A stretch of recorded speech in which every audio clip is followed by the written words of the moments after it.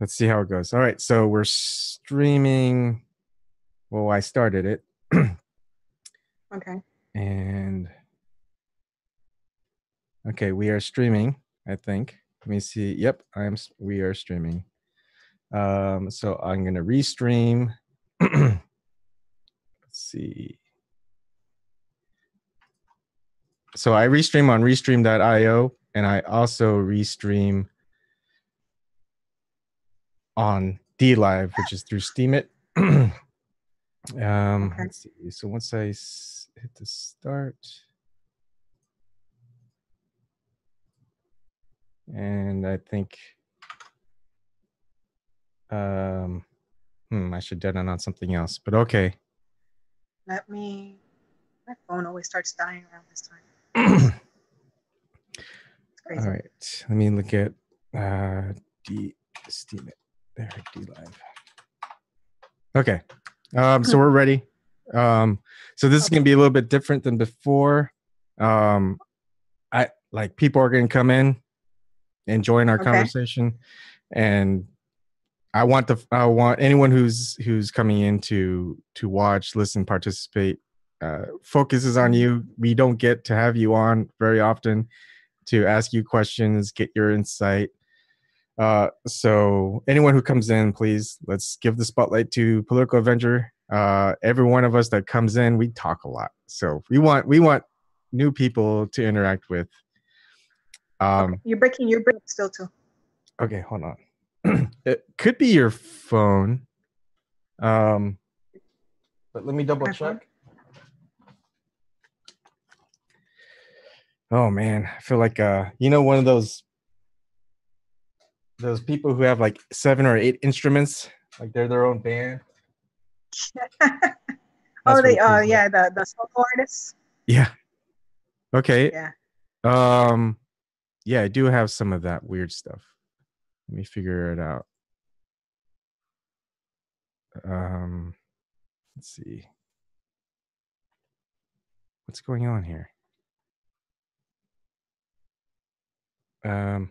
Test. It seems fine right now. Right. Okay. But it's just like it's good, yeah. Okay. I think when you can I hear talk, me fine, right? Yes. I think it's when I talk too close to the microphone. Close. Okay. Yeah. Okay. There you go. Thank you. I would never known. All right. So we were talking about how the system, and I was saying how the closer you get into improving your life in this current system that we have, the more craziness that you realize how trapped you are in the system. Like it takes a lot to keep going to the next level, the next level, the next level. For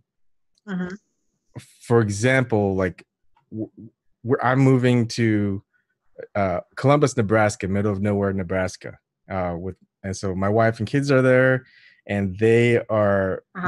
We got a house, or we've made an offer on a house, and so we're getting a conventional loan, a 30-year loan. So we went to one bank where we want to go local banks.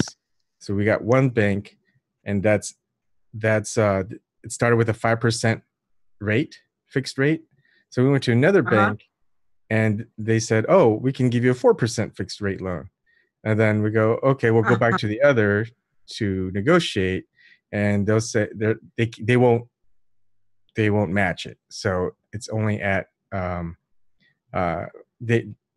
only keep it at 5%. So we go back to other bank and say, "Okay, we'll go with you guys." And they go, "Oh, we just ran something.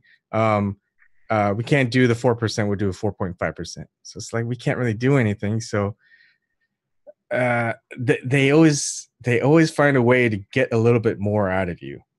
And like our current system, if you get a job, you get anything else, you always have to haggle.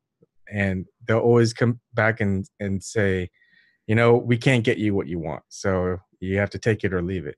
And right now, the system, how it's going is you're going to have to keep taking it because you have no other option. And it's like we don't have a system in place for people who get out of poverty, get people who are homeless to have homes. even getting people who were felons, to get them when they serve their time in prison, they have limited rights. They can't even vote. So having a system in place where they can actually gain their civil liberties back, and a whole bunch of stuff.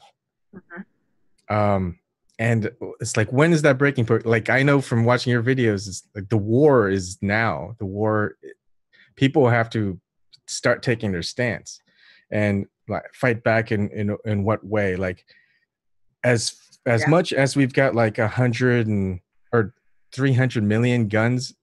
Oh wait, no, was it 100? Say over around 300 million guns in circulation in the United States. About 100 million gun owners. There's no revolution. There's no civil war. No, not all of them are using guns. I mean, it's like a big breaking point until that's going to happen. But when is that going to happen? Like, at what point do Americans say, you know what, you guys are corrupt? See what happens. Go ahead. Sorry. Yeah. I mean, so if you're thinking about it, if you're looking at it, no one wants war, right? Like, meaning regular folks like you, or even a conservative, nobody wants, they understand. Okay, people that have been in the military, that are no longer in the military, understand what it means to go to war, right? Anybody that's had family members that have been in wars, or police officers, or all these things, or that have experienced, like, they come from other countries and have experienced what it is to be in the middle of a war. They don't want that, right? So they're going to hold off. I'll say we as a society of regular folks, the common man, hold off till the last moment. Yeah. We will hold up till when they start seeing people marching on the streets with military hardware and coming at us, we will hold off to that moment, because we don't want to go there, right? Nobody wants to go there. It doesn't make sense, like to egg it on. You don't want to egg it on. You just warn people, like, if you try, it's inevitable. We're gonna fight back by any means necessary, and everybody talks about it because they're coming at us, and I mean, they're coming at us hard. Like, when you have, like I said, when you have people on TV calling for assassination, like, they're calling, it's not like I'm lying. You can go and find these things, like, and then sending messages, like, straight right through the news. Like, you only see that in my country. You only see that in third world countries, where somebody has the balls and they think they got it so big that they're going to say it on TV and, like, send you a message. And not even just send anybody a message. It would be one thing if it's somebody, a celebrity sending a message to a celebrity. But it's celebrities, it's people within the government sending a message to the president of the United States. Yeah. You know what that is? When you can say that and nothing happens to you? I mean, if this would have been just 10 years ago, somebody sent a message on national TV to the president of the United States, oh, by the way, we have 20 different ways of taking you out. They would be arrested. They would be, like, the FBI, the Secret Service, everybody and their mother would show up at their house and said, what did you mean by this segment of the show when you said on national TV, on MSNBC, that that the president can be taken out? What does that mean exactly? Like, that hasn't happened. None of this has happened. And I don't care which president it is. I don't care if it was Obama. I don't care if it was Bush. I don't care if it was Clinton. I don't care if it was, Jimmy Carter. I don't give a crap who it is. You don't do that. And when you start doing that, and it's allowed to be done, we are in serious shit. Yep. It doesn't matter if it's a Republican. It doesn't matter if a Democrat. We are looking at what my country saw, what my country is seeing right before it turns to what it is now. Yeah. You are looking at, Warsaw. You are looking at all these countries that were okay at one moment, and then the next moment, civil war and destruction. I don't want that. Yeah, and you're Venezuelan, I mean? And so if you don't have to talk about it if you don't want to, but I mean, it's chaos in Venezuela. It's what could happen. Of course it is. It's fucking Yep. It's anarchy because we have a good portion of there's like a chunk of the population that are criminals. Mm-hmm. There's a huge chunk of the populations that are criminals because a lot of people live in poverty. And that has to do with the 90s and the 80s.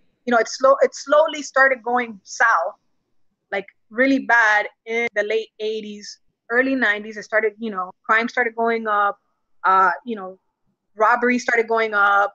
It wasn't like how it is now, not like how it is now, but it was starting to get progressively worse. That's why Chavez was able to come in. Yep. Because the government that was before Chavez was so corrupt and they're not even, you say so corrupt. Okay, so the government that was in power before Chavez is basically our government right now. Yep. You see what I'm saying? Mm-hmm. It's basically our government right now. So because they were so corrupt and they thought they had it good and they had, all this stuff and they were able to, enrich themselves with the corporations being in there and handing the money and all this stuff that went on. Yep. Chavez tried to do a coup. Mm-hmm. He was involved in a coup. It didn't work. Then he went the route of the election. A man of the people, blah, blah, blah, blah, blah, blah, blah. The people that were less educated, right? Like my family and all this other, he made all these promises and then he came into power. He did, he gave all the poor people, the socialist help, right? The socialist help, and I'm sorry I'm saying it that way, but it's the socialist help, meaning, he provided food, he provided education, he provided, drug rehabilitation, all this stuff to people that didn't have money. But then what did he do? He started taking the properties and the businesses away from people that had their own businesses, had their, several properties. You don't do that. You don't confiscate people's properties because they have more than one property. If you want to better a country, you engage the business owners or I'm not about the conglomerates. You engage the local businesses to work with you, to give more, it's just, it has to be a give and take. You can't just take. Chavez started taking from the people that had, started giving it to the people that didn't have, and then the people that had, guess where they're at? They're in Miami. They're in Spain. They're in LA. They're in Argentina. They're in other countries. They left the country and left it to rot, which happens in every single country. It happened to Cuba. Cuba was, before Fidel went to Cuba, besides Cuba had its racism, they had Cubans were really racist, and they're still racist today, but they had their separation of, classes. They had their separation of race. There's a whole history of Cuba. But Cuba was at least, a thriving country. If you look at the pictures of Cuba in the 30s, in the 40s, in the 50s, it was just like, they were like the Spanish version of France. You know what I mean? Mm-hmm. And then because of the corruption, because of that, what happens? The people, this man comes in, and mind you, this is the killer. This is what trips me out, right?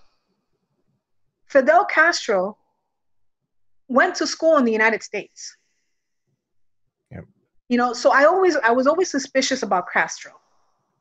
They will say, oh no, he didn't, he went to school in the United States. Okay. He was trained by somebody here. But anyways, I don't want to get into that because so when I start getting into stuff, it's like you get pissed off, then you talk about the schools of the Americas, and you start going in that route, and then all hell breaks loose when you start going down that. I mean, it feels like there's a playbook that these people have to take over a country, and then once they have it, get the things that they want, and the only way it stops is through revolution.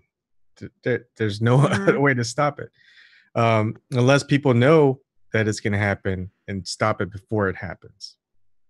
But that's, but what kind of but remember, these people play, we're playing, let's say we're playing 3D chess, right? Mhm. We're playing, them niggas are playing like 4 or 5D. Shit we don't even understand. Like they're playing, like everybody talks about Machiavelli. They're playing every angle. They're playing every angle because they got the money to. Mm-hmm. So we don't know what's real and what's not. You know what I mean? We don't know if looking forward is the right way, or looking sideways is the right way, or going backwards is the right way. We don't know, because they're playing all sides. They're playing everything. And they're up here, and we're down here trying to figure out where they're coming from. And they only show us what they want to show what I'm saying? us. Yep. I mean, just look at the government. They don't show us anything that they don't want to show us. Even if we sue them and, like, you know, get the FOIA request, the Freedom of Information Act requests, yeah, they'll give us the information, and then you got everything redacted out. So, like, they'll give us a little snippet of information, and with that snippet, we're asking like 100 more questions. And you know, there's a movie. I'm sorry. Go ahead. I'm sorry. Oh, no, go ahead. I forgot the name of this movie. It was a movie from the 50s or 60s. And I wish I knew the name. I saw it online. But it's a movie about this gentleman that joins this group. And it talks about the Freemasons. And this is back then. This is like in the 50s, 40s, 50s type movie. And he talks about the plan. And what kills me is that there's movies out there that talk about the plan for the world, right?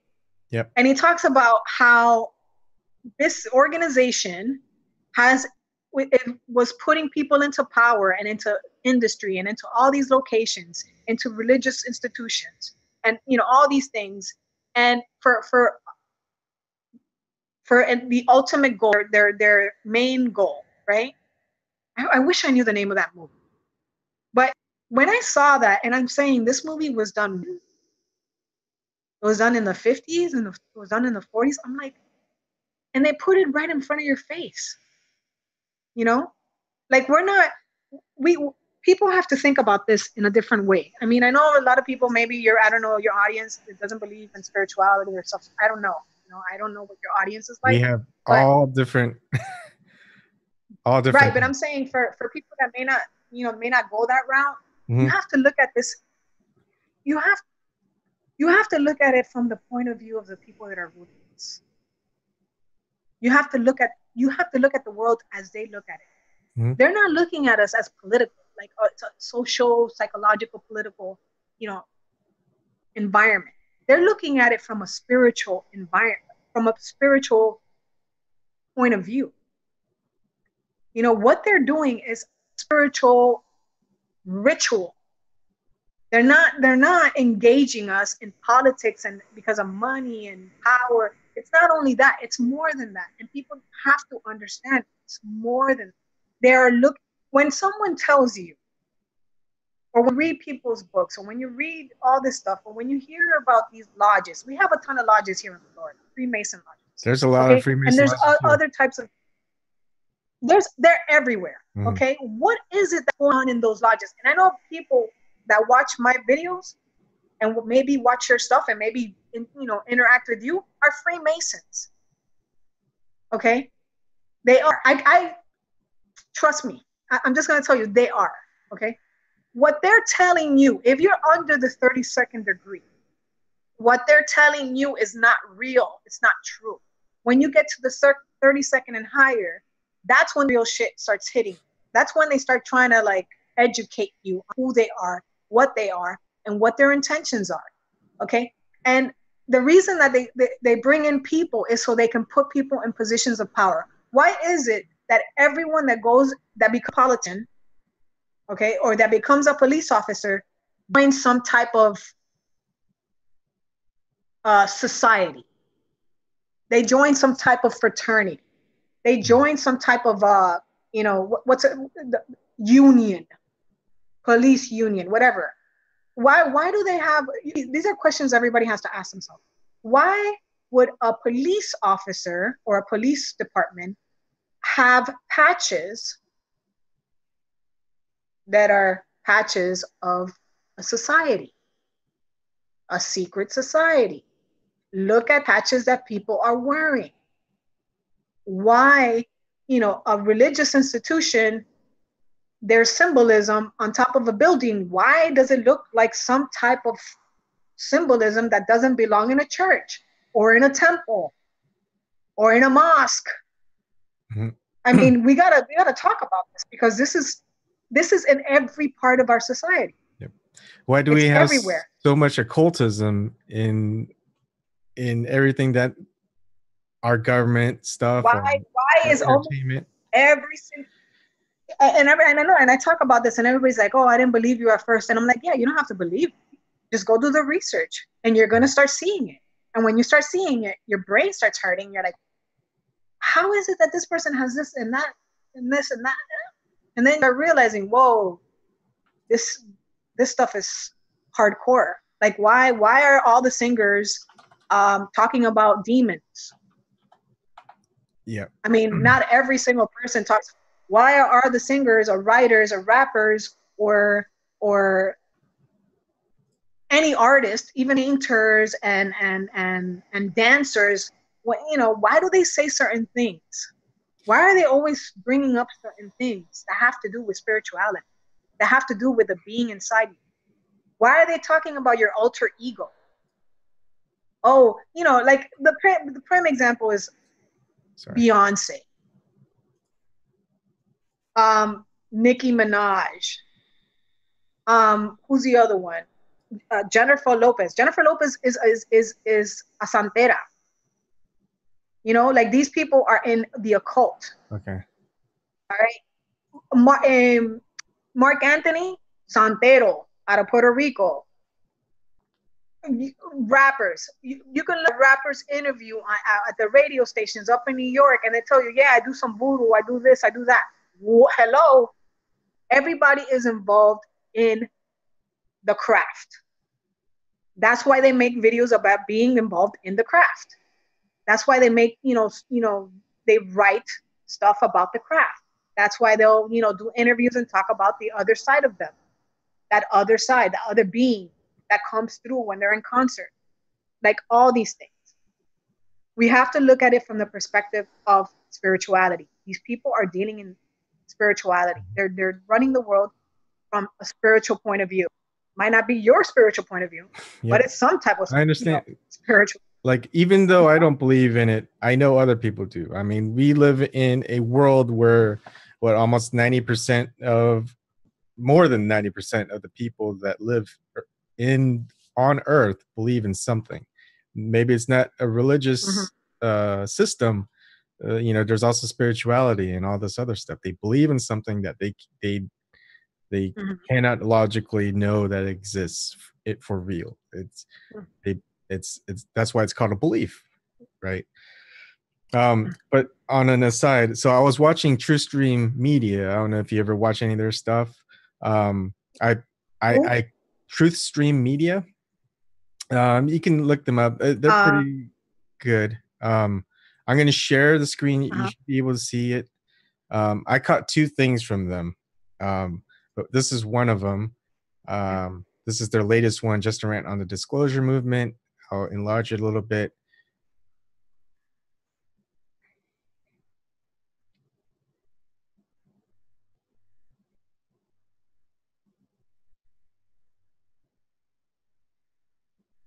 Can't really see it, but what does it say?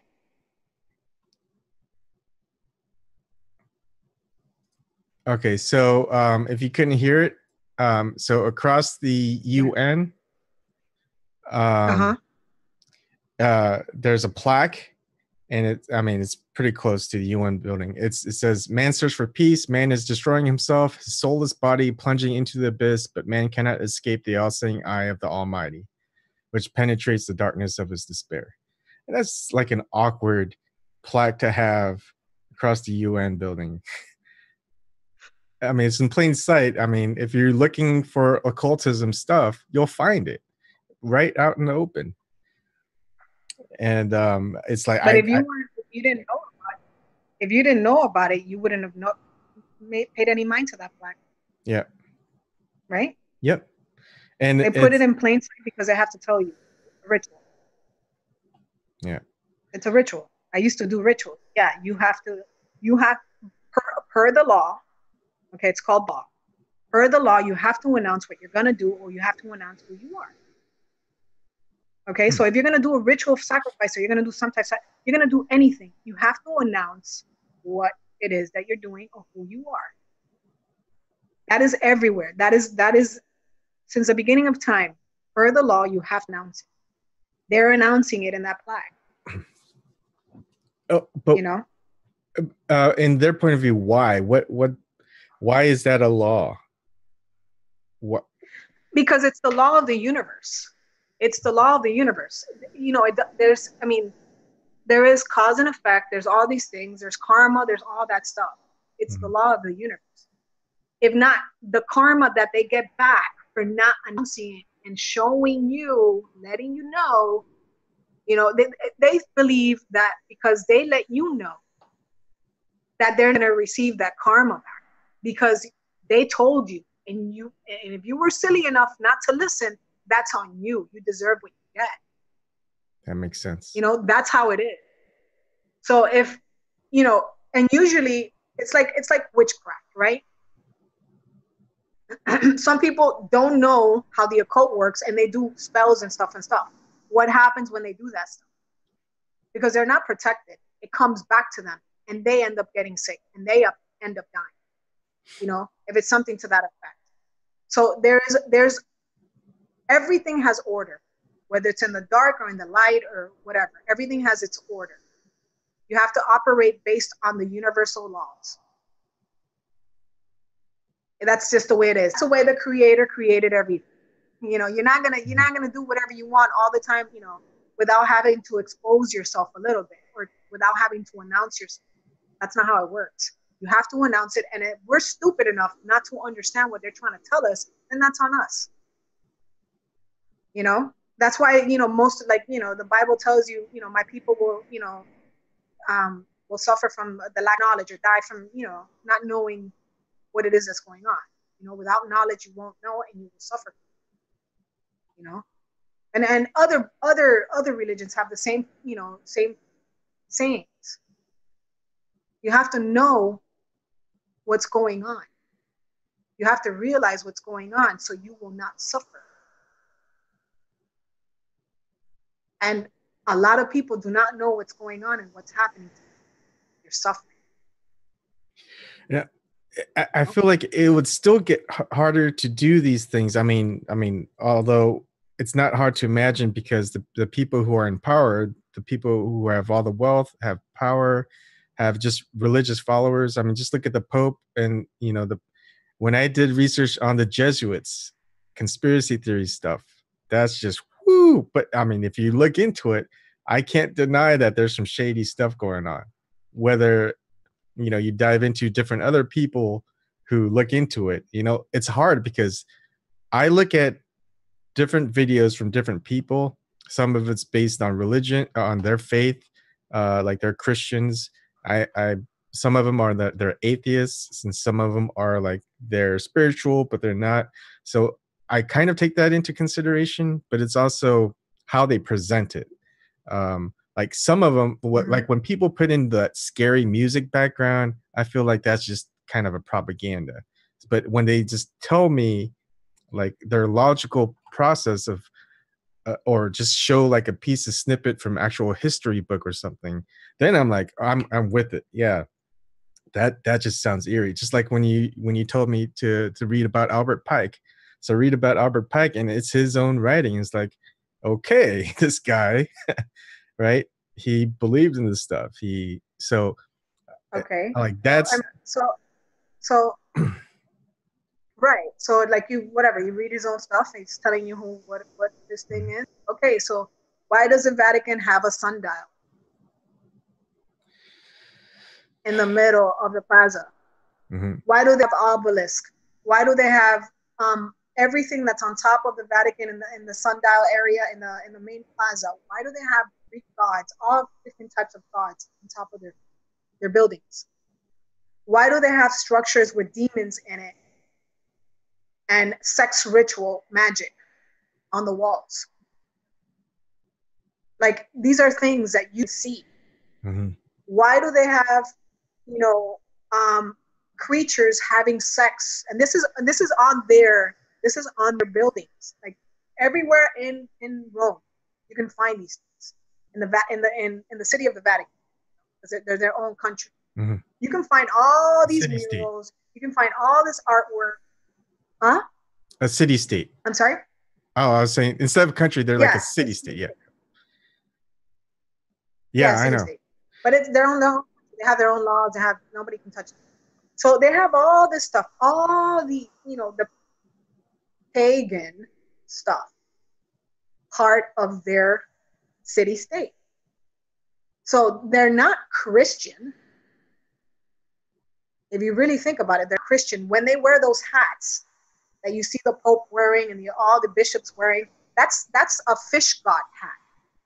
That goes back past the Gospels. That has nothing to do with Christianity. When they have the broken cross, that the staff, and the staff is what in the occult is something that the high priest use. Okay, Like it's a magical staff. A sepulcher. How do you pronounce that? Yeah, I know what you mean. But okay. The sepulcher. Yeah. Yeah. Okay. Why do they? Okay, and the one that kills me is like, people say, "Oh, I don't believe in that." Okay, I'm not about you. I'm just saying. People say, and I say, okay, so why does the Vatican have this huge stage? And they had this artist create this whole like artwork statue of Lucifer, Mm-hmm. where the Pope sits right in front with tormented souls. Like, that kind of shit. And then they have a stage that's the Eye of Ra with the pyramid. Yep. Like, that. People don't see that. You know what I mean? That's not Christian. That is not, you know, a religion that they say that they're following. That's Mm-hmm. not part of the religion. That's another thing. You know, when you see that, you start understanding, hey, this shit is this doesn't make any kind of sense. Yeah, but when you're so indoctrinated into a certain religion, you don't look at that stuff. That's another big problem. Yeah, it doesn't make sense. Yeah. I mean, and then I'm the type of person, what I research is I listen. My main thing, how it started, it was listening to testimonies of people. That was my thing. People that were involved in certain things coming forward, leaving whatever it is that they were involved in, and telling the public, telling the people, hey, this is what's going on. You know, telling you this is what I used to do. When people are coming, it's like a whistle, right? Mm-hmm. That's what I listen to most. Whistleblowers, people that were in the crap, they were in the thing, and then came forward for whatever reason, their hearts changed and they didn't, you know, they wanted to expose what was going on. And you hear that over and over and over. People that were involved in the occult, people that were involved in the Vatican, people that were involved in politics, people that were involved in intelligence agencies, people that were, you know, it's constant. They come forward and tell you, this is what we did, this is what I saw, this is, you know, what we hear, this is over there. And that's what I listen to. And then based on what I hear, I go researching to see if it's real. But their testimony, like MK Ultra, people that survived MK Ultra, you know, coming forward and tell you, this is what they used to do to me. They used to rape me. They used to stick things inside me. They used to keep me up, you know, 3 days at a time. They used to do the swirly things. I used to go to this lab. I used to deal with this doctor. Like, it's hard to make that shit up. Like, you have to have an incredibly amazing imagination to make up stuff that you were raped, you were this, you were that, they gave you drugs. Like, it's, you know, that's a lot. Yeah. You have to be really imaginative, you know? I can't be that imaginative. I don't have that creativity to go ahead and fucking make some fucking fantasy of torture. You know, somebody had to have seen something. And that's why I tell people, you know, you think that these artists, you think that these people in industry, the movie industry, you think that they came up with monsters by themselves? You think that they came up with the Matrix by themselves? Are you kidding me? All that detail, all that storyline. You think that they actually came up with it by themselves? No. I'm sorry. What they're talking about there, that is some shit. Okay. Mm-hmm. They were already talking about AI and AI being conscious and AI doing all that stuff years ago. You know, they were talking about opening wormholes, opening gates, opening, you know, dimensions years ago. Yep. You know, like if I tell you, this is a thing. If I tell you that I saw Lucifer several times, once awake, twice in dreams, and the last time he was in my home, I couldn't see him, but he was speaking to me. What would you say to that? Like personally, I would say you're crazy, but that when I think about it is I believe that you believe it. I know that you believe it. And Mm-hmm. I can't attribute, like, my logical process would be I'm making excuses as to why. Like I won't take you on, but I know you. I mean, just from our things, like I can't myself Right. believe you, but Mm-hmm. let's say it did happen. I'm gonna ask questions. And Okay. until it happens to me, it's gonna be the same. Like if I Okay. So you if have to I see it or hear experience. it, You have to experience it. no Okay. one's gonna believe me, you know. So I understand that when someone that won't say it just to get like views or whatever, get people to believe Mm-hmm. in a religion, you don't have a starting point Mm-hmm. of I saw this, so give me money or something like that. You're just saying, hey, I saw it, and this is what's good, this is what it is. Like, Mm-hmm. um Okay. as opposed to So then say, you yeah, as opposed to say someone who says like um what's the guy who started the Mormonism, like I saw God or I saw Jesus and he told me that whatever, and so you got to believe me, so join my religion. Like that's like one aspect of where I'll have. Oh, go, sorry. it's just you're just doing a pitch for your religion. But for you, Right. it's I don't see a pitch. So anyways, can you explain those encounters if Well, you I mean, okay. So, so this is what happened to me. This is how it all started for me in my 20s. Something happened to me when I was my early 20s. Now, I didn't believe in any religion, but I respected it because you respect each person's religion, right? I didn't believe in any of the religions. I didn't follow any of the religions, but I respected it. One day, I was at and I was trying to do videos yesterday, and the videos would delete. But now, since you have me on, I'm gonna tell you. okay. One day, I was attending a party, okay, a kids party here in Florida. My nephew, right? Because I was with someone for 10 years. We were going to the 11th birthday party of my nephew, and it was a kids party. Kids running around, parents there. There must have been like about 20 something people, about 20 something people, with including the family. It was a big family. So when they were gonna cut the cake, like they were gonna sing happy birthday and cut the cake, everybody went around the table, the dining room table, to sing happy birthday. And I sat. There was stairs right across from the because it was a 2-story house. There was stairs, and I sat on the stairs looking at the table. And all of a sudden, I got tunnel vision, and I was paralyzed. Okay, that's what happened to me.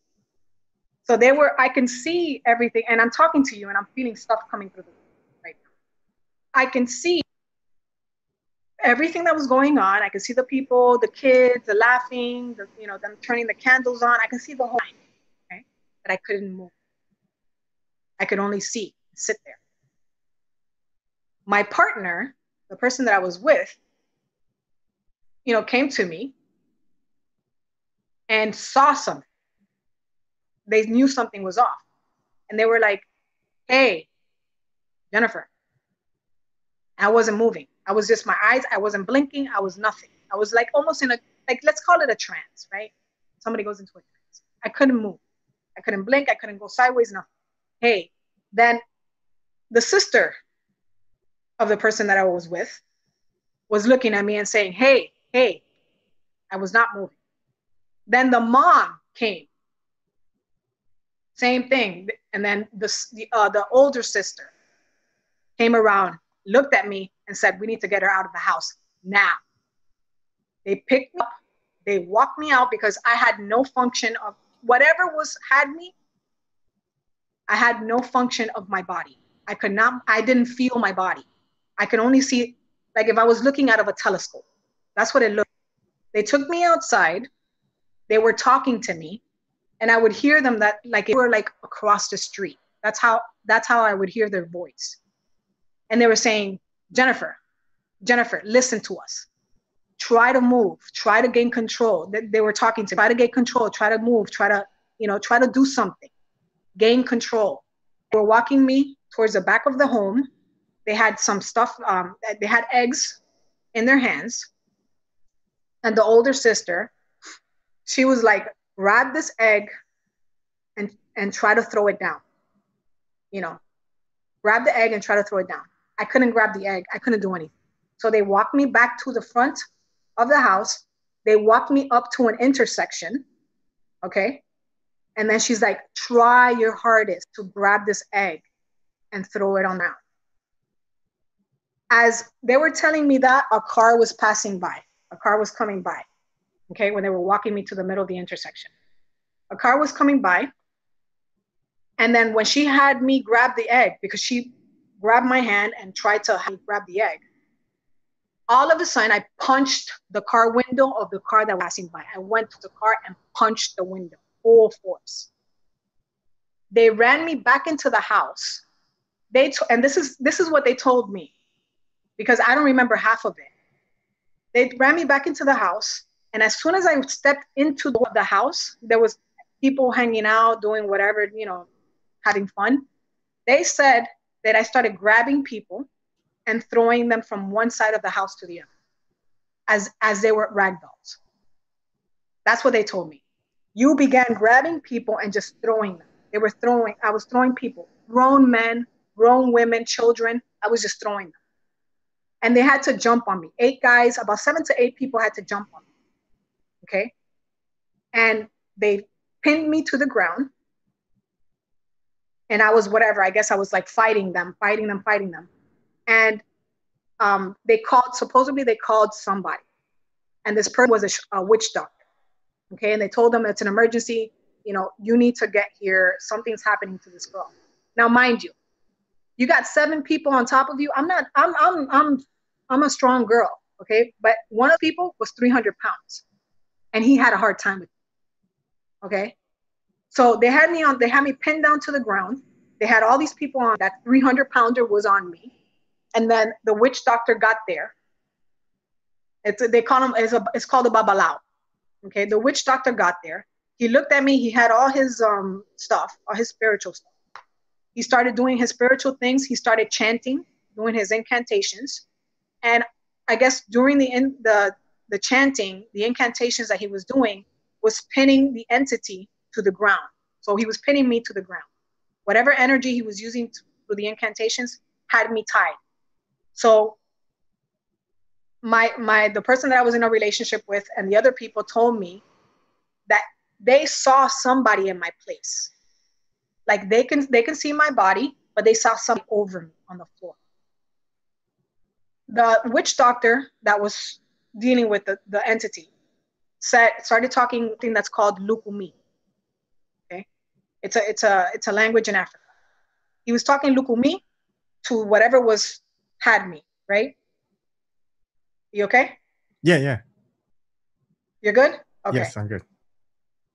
Okay, to whatever had me. Whatever had me was talking back to the witch doctor, okay? And was talking to him. So the witch doctor was talking to him in an ancient language, and that whatever was talking to him in an ancient language. There were two different languages. The witch doctor described the entity. It was Amazonian, okay, and he was talking a different language. Okay. Now, they were talking back and forth, whatever. That's when my journey started of all this. I wasn't involved in all. I had seen stuff, when I was younger. I saw my father, when he, when he died, came to get me. Like I saw that. I saw things but I never was involved in religion. Okay. Yeah. After that, I started going through a journey. Okay. The journey was, I guess, when people say your chakras are open, I started seeing people walking around that weren't there. I would describe them to the people in the house, and they said, oh, that's my dead grandfather. That's my, so-and-so. That's this person. That's that person. And then I would tell them, oh, I heard you talking in the room in the middle of the night, and you guys were saying this. And they're like, how can you know? You were sleeping. Like things like that, right? Mm-hmm. So all these things were happening to me. I was seeing all these things. They took me to another witch, another person in the occult. She told me that it was very dangerous for me outside, that I had to stay indoors until they had a handle on what was going on. And then not to worry, it was a gift, blah, blah, blah, blah, blah. Okay. So that's what happened. That's part of the story. A lot of stuff happened that I can talk about, but it's just way too much to talk about. Then comes my dreams. The first dream that I had of this person. Okay. It was 6 months in. Before you go on, I'm sorry. So it sounds like a lot like an exorcism to me. Is that kind of what it was? Like that they had to do, like where you were possessed by a demon of some sort? Yeah, I was possessed. Yeah, I was possessed by something. They weren't okay. So because the church sees it as you have to exorcise somebody, right? Mm-hmm. You have to remove that from them.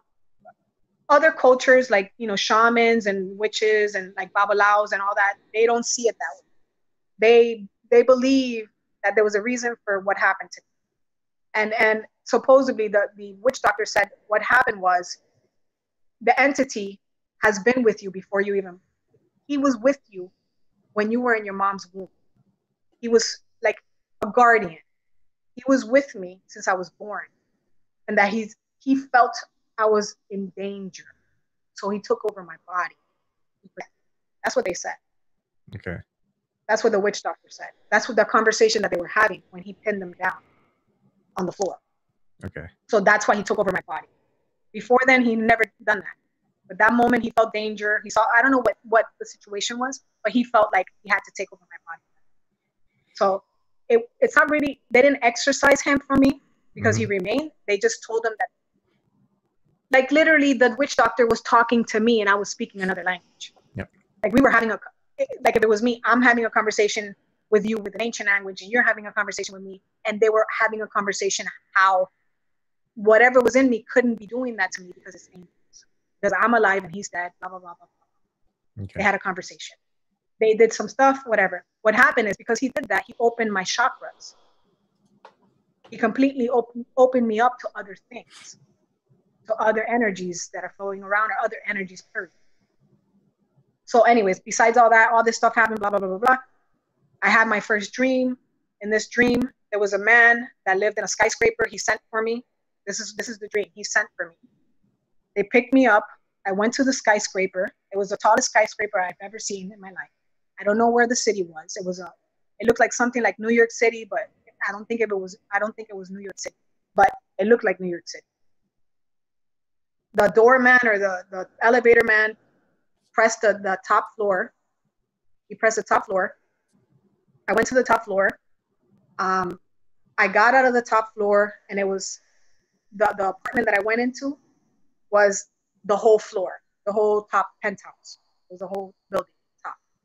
I got out. There was marble floors. There was gold on the wall. There was gold by the stairs. There was a huge bar in the middle of the room, middle of the place. And then I see this man coming out from the back. He was in his 40s. He was wearing a silk robe, and he called me over. He says, "Come over." He went to the bar.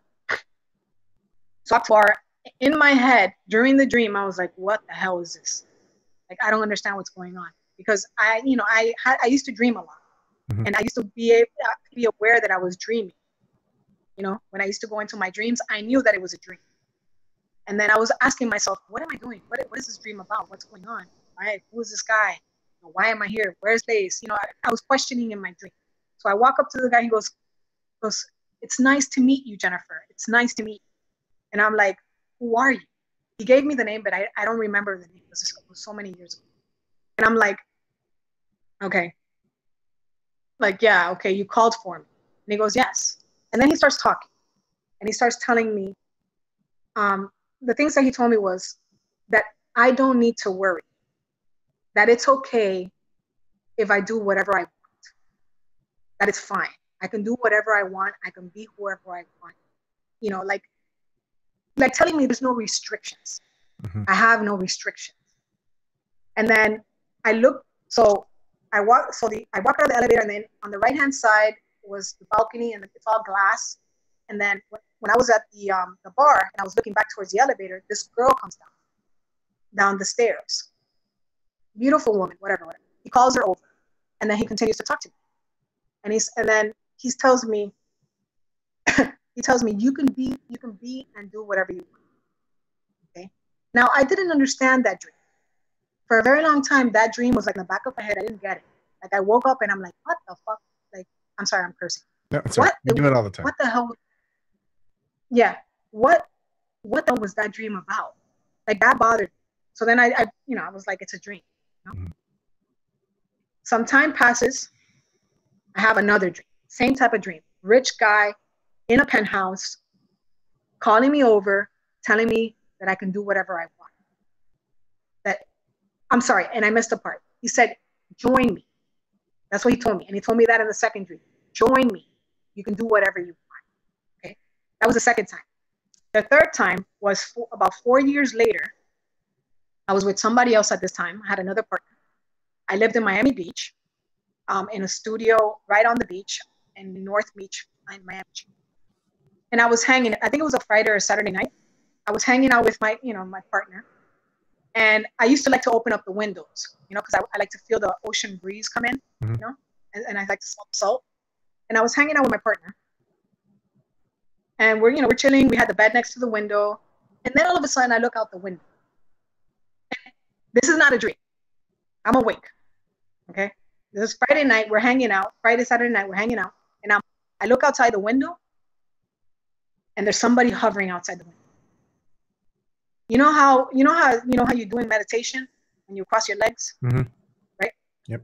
Okay. So this person or thing was outside the window like this, with their legs crossed, floating right outside my window. I flipped out. I looked, I threw myself to the ground, and I was like, what the fuck is that? My partner was like, what are you doing? Why are you on the floor? And I'm like, look outside the window. Look outside the window. Okay. They look outside the window. They saw the same thing I saw. Okay. The person that I was with jetted to the other side of the apartment saying, what the fuck? I get back up. I look outside the window. Still there. And, again, this time I was in the occult fully. I was already initiated. I was doing rituals. I was doing the whole nine. Like, I was in the occult with myself. So I look outside the window again, and I remember people talking about this being, this person they call the devil. You used to hear that all the time, the devil this, the devil that. You hear it in the movies, the devil this, the devil that. They described, what they described in the movies and all that stuff was exactly what I was seeing. And he was laughing. And he had horns. He had glowing eyes, like red glowing eyes, and he was laughing. And I said, what the fuck? Like, what is this? And then, boom, he disappeared. And then after that, weird shit started happening. Like, I was hearing trumpets. I was having all these crazy dreams, all kinds of stuff. Move on several years forward. Okay. At something else. At this moment, I was trying to do like the Buddhist thing mixed with the occult thing. I was trying to like meditate. I was doing all this stuff, all these practices. I was trying to merge the practices. So I'm with this new person. One day, this new person wakes up. Okay, wait. Before that happened, I'll tell you my dream, because I had another dream. So I had another dream where I was at an amphitheater, like a opera house amphitheater type. I was waiting in line with thousands of people, and it was nighttime. And everybody's, and I was waiting in line with thousands of people, and I walked up to a staircase. And the staircase was one of those spiraling staircases. And I was at the beginning of the staircase. And, you know, there was a huge line. Everybody was waiting. Everybody was, I guess, excited to go see some concert. I didn't know who I was going to go see. An usher walks up to me, and I was supposedly with friends. An usher walks up to me, and he says, "Would you like to skip the line?" And I looked at him, and I said, "Yeah, I would like to skip the line. I don't want to wait here with all these people to get into the concert." And he's like, "Okay, follow me." So me and my friends follow this usher guy, walk through the back of the amphitheater, opera house, whatever it was. And then when we walked through the back door of the opera house, we walked through, and then it was daylight. So when I look back, it was nighttime on the other side of the opera house. When I walked through that door, it was daylight. And what I saw was total destruction. I mean, it looked like a nuclear bomb had gone off. Okay. You know how you see the video and the footage from the Middle East, Syria and Iraq and all those places where everything's just like total destruction? Yep. It was like that. Okay. The streets were bombed, cars were burning upside down, all the buildings, every single building only had their foundation. Like they didn't have walls, total destruction. And me and my friends were looking at each other like, what the hell is this? Like, where are we? And then I was like, come on. Follow me. So I followed him to a building. The building that we followed him to was like it looked like an octagon. Is it an octagon? When it has those octagon, like a octagon? Yeah. Like it kind of like that, right? Those edges, right? Yeah. That's what it looked like. But it only had the pillars and floors, right? Okay. So then we walk in. The middle of the building was open, like it was like I don't know, you guys, solad, like the middle is open, and then you could look all the way up to all the floors, and there was a ground. So I walked up to like I think it was like the 9th, 10th, 11th floor, and everybody was dangling their feet. It must have been like hundreds of people, probably 1,000 people in that building, like on the floors, looking down on all the floors. So I'm sitting there and I'm looking around and I'm saying, where am I? What is this? Like, I didn't know what was going on. The dream was just all messed up. And then this man on the bottom, when you look to the bottom, walks in. He walks into the building, the middle. And he stretches out his hands and he says, "Welcome, everyone. Welcome. I'm glad you've joined." He had a suit on. I think the suit was black. I think it's a black suit with a red handkerchief. Mm-hmm. He was bald. He had, smokers and drinkers. You know how they have that yellow skin? Yes. Mm-hmm. Okay, so that's what he looked like to me. And he goes, "Thank you for joining me. I'm glad you're here." He says to me, and not to me, to us. He says, "What if I told you that you can commit any crime that you want, that you can kill as many people as you want, that you can rape as many people as you want, and you won't have to suffer the consequences?" That's what he said. I like looking around to see if I wasn't the only one like thinking this guy's fucking crazy. I looked around, and by the way, the majority of the people in the building were male, and there was like a few scattered women.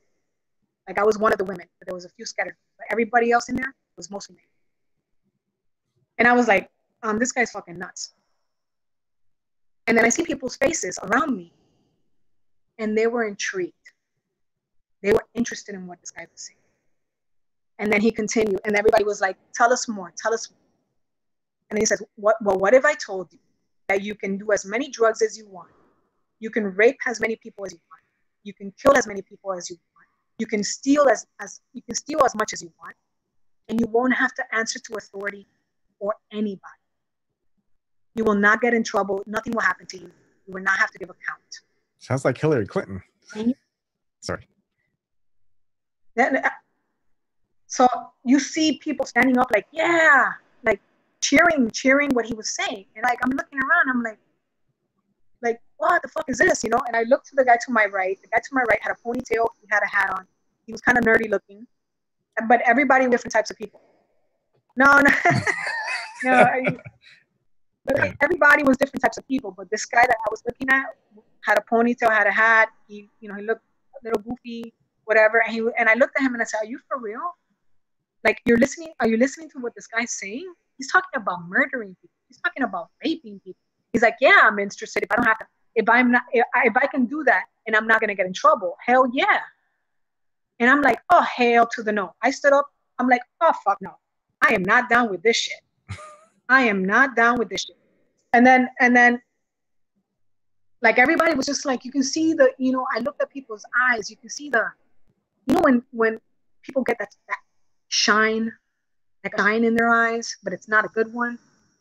That glint. Yeah, something. And I was like, and you see it, and I saw it in most of those people's eyes, Mm-hmm. I was like, there's something wrong with this, whatever this is, And I got up, and a few people got up. Like, I was looking up and down the whole place, and I would say about 20 people out of the 100 that I was looking at got up and shaking their heads like, no fucking way. Like, no. They were like on my right. And then I'm looking, and then I see the ones that got up, like a few up there and then a few in the bottom. And I see them, and they jumped into the middle of the building. And then they were dangling. Like how you see in the movies when you see people are dangling like that in midair. Mm. They were dangling like that. And then I was looking at it, and I'm like, whoa, And then a voice behind me. I couldn't see if there was something there, but there was a strong voice behind me that said, if you don't agree with what he's saying, jump. And I'm like, I don't fucking agree. I am not down with this. And they said it again. If you don't agree with what he's saying, jump. I jumped. And I was dangling. And I was dangling with my hands out, like, how on the cross, like, that kind of, hands stretching out. And then I looked down, I looked up, and I saw people dangling down, and I saw people dangling above. And all of a sudden, I saw this light coming out of my chest, this huge, like, cross type of light. And mind you, I was still in the occult. I was full occultist. Like, I wasn't thinking about no religion other than the African religion. I was practicing my African religion, doing my rituals, nothing else.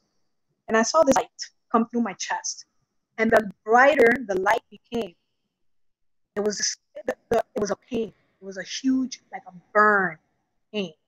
And it was the worst pain I ever felt in my life. Like, I've never experienced that type of pain before. And the brighter it became, I started screaming in pain, like torture pain.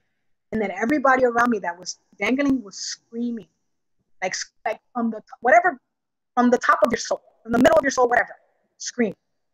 And then I woke up. And when I woke up coughing. And I think I had bronchitis for a month, almost pneumonia. And then I was like, that dream really fucked me up because I was crying the whole night. I don't know what that dream was. I don't know what the hell happened. And it really bothered me for a very long time. I was just like, what did that mean? Who was that guy? Like, I was questioning. I had no clue that could have been him. I had no clue. I was just thinking, what the fuck? I got sick, like all this stuff, And then a year passed. I ended my relationship with this person, the one before the one that I got involved with. This person had a dream. This person had a dream. They got up.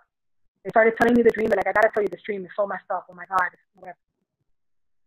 They started telling me. They started with the same thing.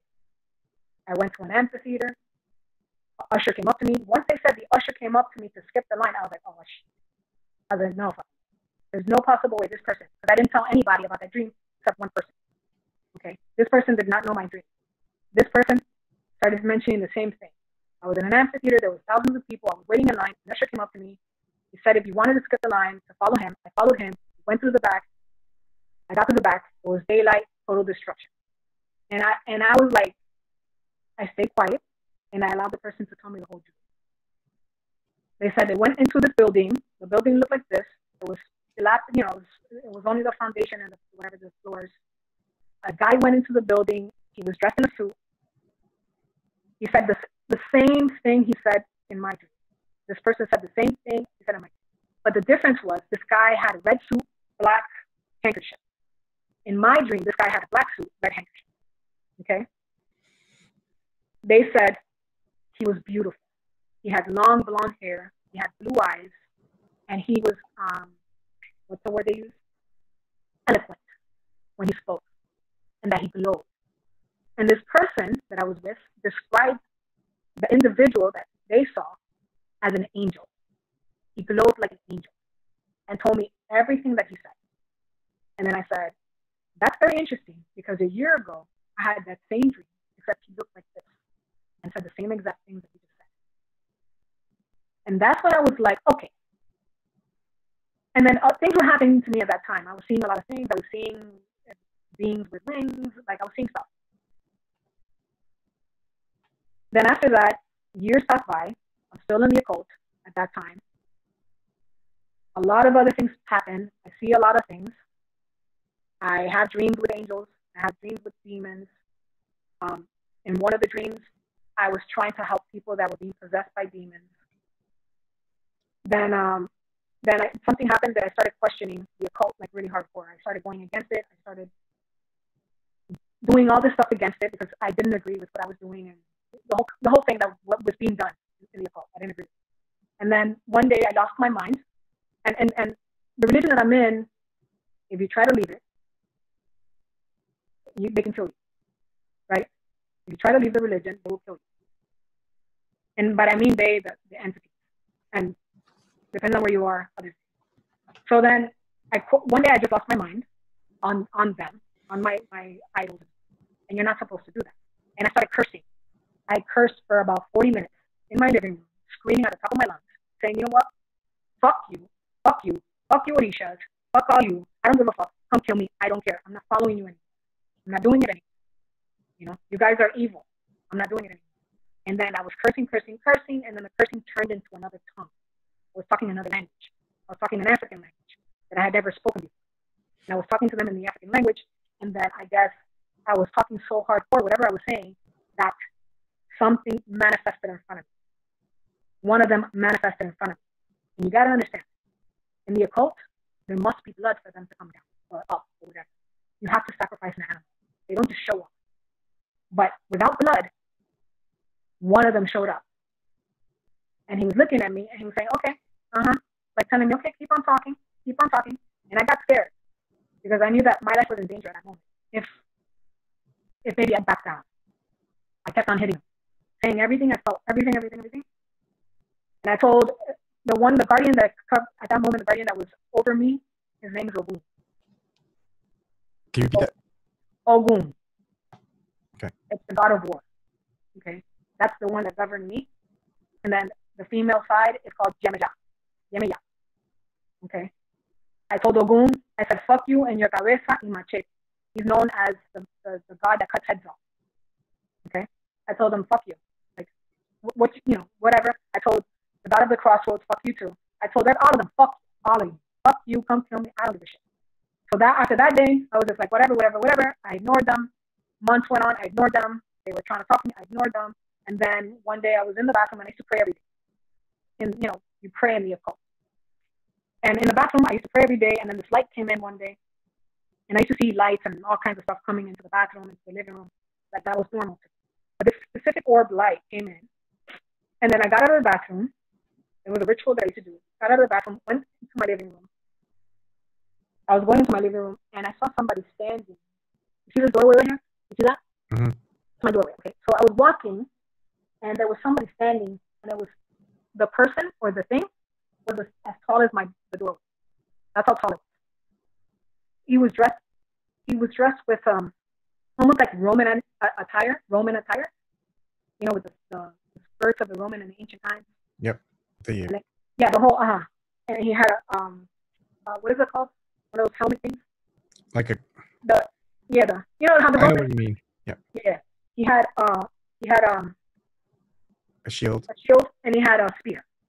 Except this being his breastplate was white gold, and his the skirt thing was metal. It was metal. It wasn't like the leather that you see in the movies and all. Mm-hmm. It was metal and metal. And I never seen that before. I've seen the dead. I've seen other entities, but I've never seen that. And I passed right by him. Like, I acted like if I didn't see him. I went past the door, and he said, "You did see me." And I stopped dead in my tracks. He said what? He said, "You did see me." Okay. Because I was telling myself in my head, I didn't see that. And he said, "You did see me." And it's weird because I was in my living room looking that way, and I have a little couch on the side there, and I could still see him. Even though he was behind me, I can see him clearly, like if he was in front of me. And I was like, "Oh shit. Like, what the fuck is this?" I was awake. This wasn't a dream. This was my regular ritual every day, what I used to do. Nothing was different. And I was like, okay. I'm like, all right. So I stood there and I said, okay, I did see you. Now what? And he goes, you're going to leave that religion. And I sat there and I'm like, I'm going to leave my religion. Okay. How am I going to do that? Because if I leave it, you're going to kill me. And he goes, all I'm telling you is that you will be leaving that religion. You're leaving. No matter what, you're leaving. And I sat there and I'm thinking to myself, this. I knew that what he was saying was true. Because I had no other choice because this thing presented itself. And this was a serious situation. I said, okay, so how am I going to do that? How am I going to leave without dying after I leave? And he goes, all I'm telling you, you will be leaving. And then I turned around, it was gone. So then that process started. Stuff started happening to me. I almost died. I was bedridden for 2 weeks. Like all this stuff happened. And then about a year after that, after I left and I did what I had to do, and I started reading on stuff on the Bible and other religious books. Then one day I'm in the kitchen preparing some food, and I feel something come into the kitchen, the living room kitchen, and I knew who it was. It was Lucifer. He started talking. He started saying, "I will give you whatever you want. I will give you whatever you want. Just give yourself to me." That's what he was telling me. He says, "I'll give you $1 million. I'll give you $1 million." I'm like, no. I will give you all, sexually, you can have anyone you want. Like it was a 15-minute conversation. I will give you everything you want. You can do whatever you want. You want fame? I'll give you fame. You want this? I'll give you whatever you want. Just come and join me. Just come and join me. And I'm like, I am not going to be willing to give you my soul willingly. I'm not going to do it. You're going to have to trick me into giving you my soul. I already know what you are. I've already seen too much. I'm not going to give it to you. Fame is not, I don't need fame. I don't need money. I don't need nothing. You're going to have to try and trick me into it. Because it's not going to happen. And he got very upset. He got very upset that at one moment I got really scared in that kitchen. But he couldn't touch me. He couldn't do whatever it is that he wanted to do. He couldn't do it. Because there was other things there. Like, the thing is, that realm is allowed to mess with you. It's allowed to manipulate. But they're not allowed to physically. Not when you've given up. Not when you've given yourself to God. They can't touch you. Once you do that, it's very hard for them to come at you.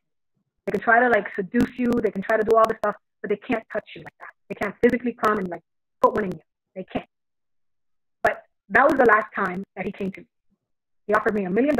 He offered me to be famous. He offered me that he can put me on TV. He offered me all this stuff. And I said no. I said, my soul is worth more than $1 million. My soul is worth more than you putting me on front of the TV. I know I can be, I know people in the industry. I can be on TV. My soul is worth more than that. You can't take it like that. You're going to have to trick me into it somehow. It's not going to happen. And that was the last time that he came to me straightforward, like, hey, jump on this, jump on my crew and leave the other things behind. And then, about a year and a half ago, 2 years, I think it was 2 years ago, he sent something into my house. I don't know if you know what a succubus is. Mm-hmm. Well, It is I heard that word, and it's like at the top of my head, but I can't. Like if you ask me the definition, I don't know. Okay, well, about a year and it was about 2 years ago. He sent a succubus, and it was here to take my life. And I was awake. I was laying in bed. I was awake. It started squeezing my heart. I felt like I was having a heart attack. And then I saw a cloud open up, and I saw this, what looked to me like an angel, come down and stomp on it.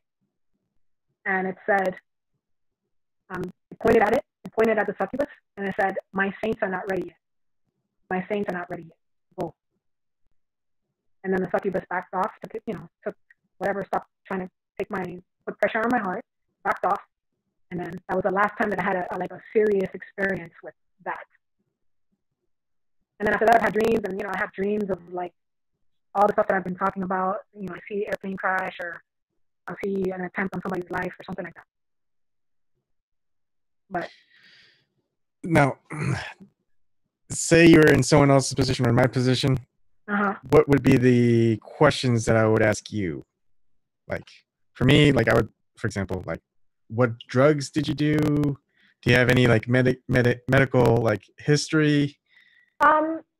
Like what? Like, was I doing drugs at that time? No, I was very pure, actually. I didn't drink alcohol. I didn't do any of that.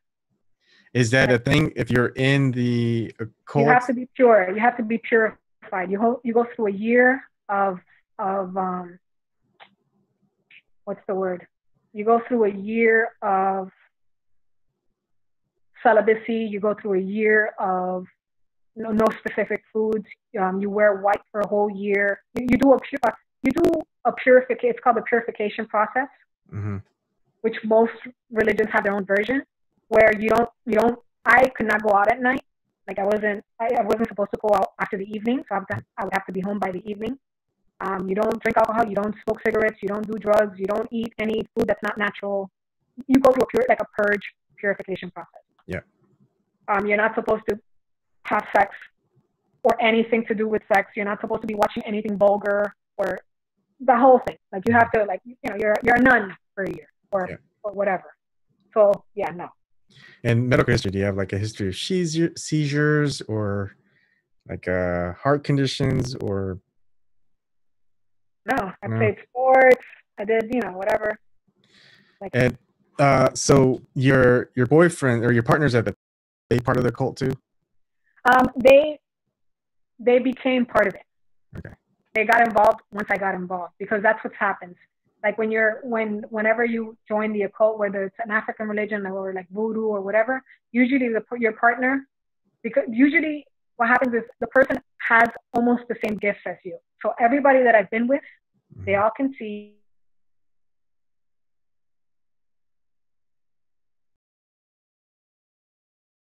Hey, you froze. My connection's unstable. Hold on. What's going on? There's no reason for my connection to be unstable. Let me see if I can minimize anything that I have on. That's really weird. That doesn't happen. Yeah. Yeah, no. Okay. Now, despite your history, despite your background, despite your beliefs, and for me, I'm as agnostic and skeptical, but I follow this little thing called I don't know, it's just like a Chinese adage or something like that, is like empty your cup. If you want to learn anything and not close your mind to it, you have to take in everything you can. Once you do that, then you can go and analyze it. But if I'm just blocking myself off to what you're saying, nothing good can come of it anyways, right? So it's like, why even have this conversation? Yeah. So is your battle and my battle different? I mean, we're in this little war, whatever you want to call it, against this corrupt system that doesn't want to change, that keeps hoarding greedily for more, and we're these little peons at the bottom. and these wars are always ideological or religious, and it's like no one wants the war, but I mean, I find like my battles are going to be different than your battles, but is it really? Is there a two-side war to it? Is it the religious side of the war, and is there like a material, like non-spiritual side of the war? Is it all just boiled down to one religious or spiritual war, do you think? What I'm going to tell you is this. This is what I'm going to tell you. You can, your battle is your battle, right? Mm-hmm. Like, whatever you believe is that's where you're coming from. That's how you're going to handle it, right? Mm-hmm. What I will tell you is that the people that you're dealing with, the ones that we're battling, are seeing it from a spiritual point of view, right? Okay. So you can be seeing it from a psychological point of view, where it's people are just, they're assholes and they're, crazy and they're this and they're that. But they're seeing it from the point of view of they're doing something for a spiritual purpose. You know what I mean? Yep. So you can battle it from your point of view, of course. Yeah, whatever you believe, that's what you believe. What are you gonna do? That's your belief. But where they're battling, see, I always say this. I don't have all the money in the world. I don't have all the knowledge in the world. I don't have access to what they have. And what really sealed everything that I talk about, what it sealed and made me so strong into because obviously I've seen and whatever.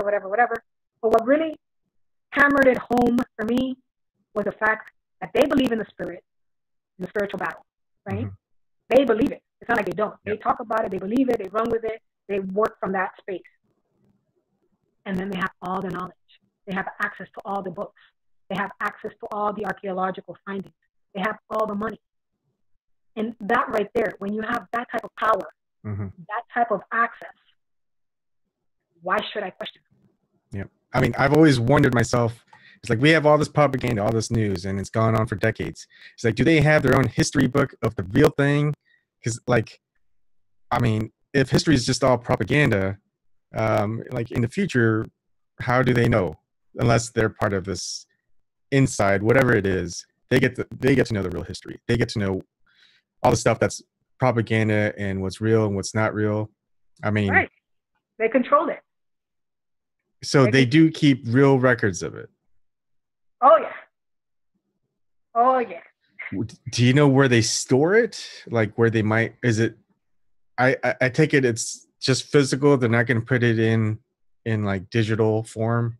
No. I don't think they will. I can't say that they wouldn't. Yeah. I can't say that. But they have it physically. And you know what? Just think of it this way.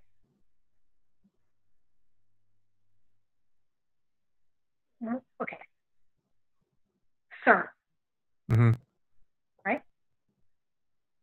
One of the most intelligent, most renowned scientists in the world. Why do they have a statue of Shiva, the destroyer?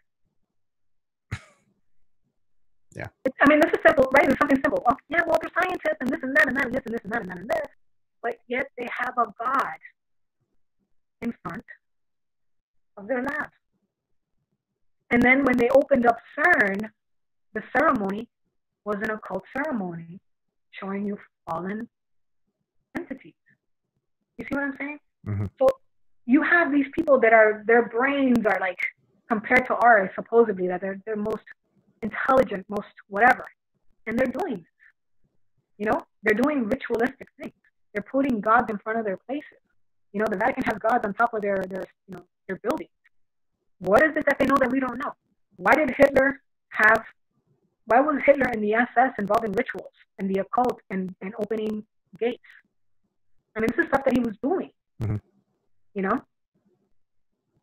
have to think about these things. You have to be like, this is crazy shit. This is crazy stuff.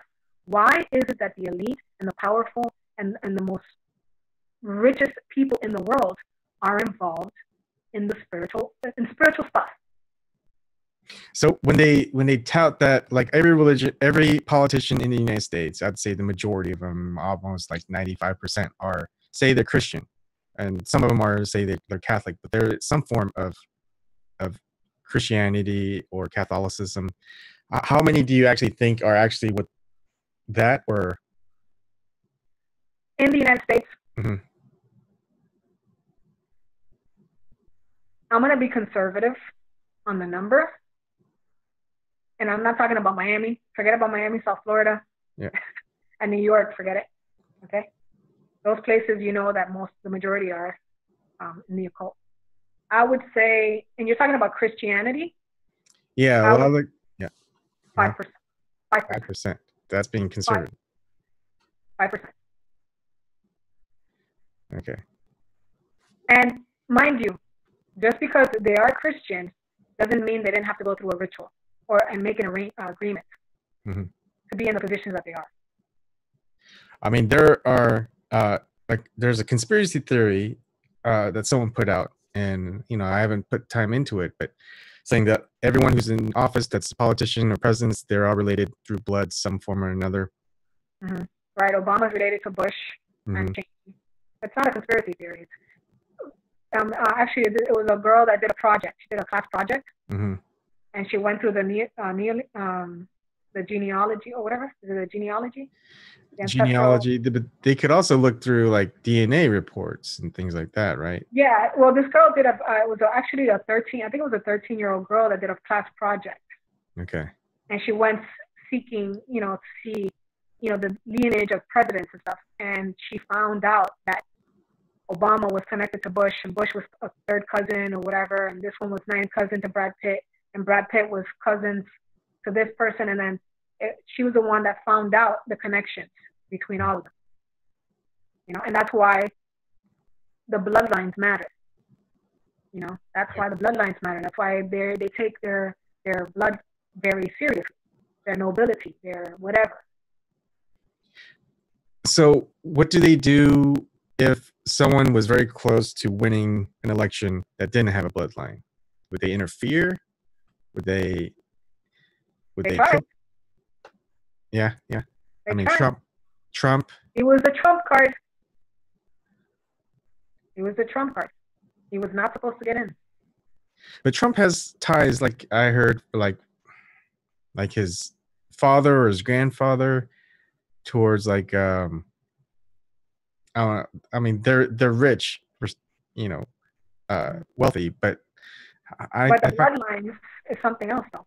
Like having blood tied to each president, that's something else. You can be rich. I can be rich. We can know each other. We can have business together. But if you have the same blood I got, if you're like my third cousin, then that's something else. Yeah, I don't think so. I kind of highly doubt it. But that's what I'm saying, though. There's anybody can be rich and do business with each other. But when you start getting into the blood, that's something else.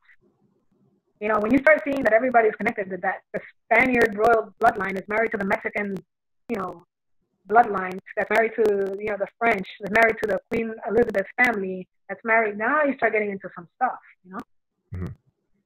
So when you look at politics, when you look at the Democrats, you look at the Republicans, what are your thoughts on when you look at libertarians and Green Party?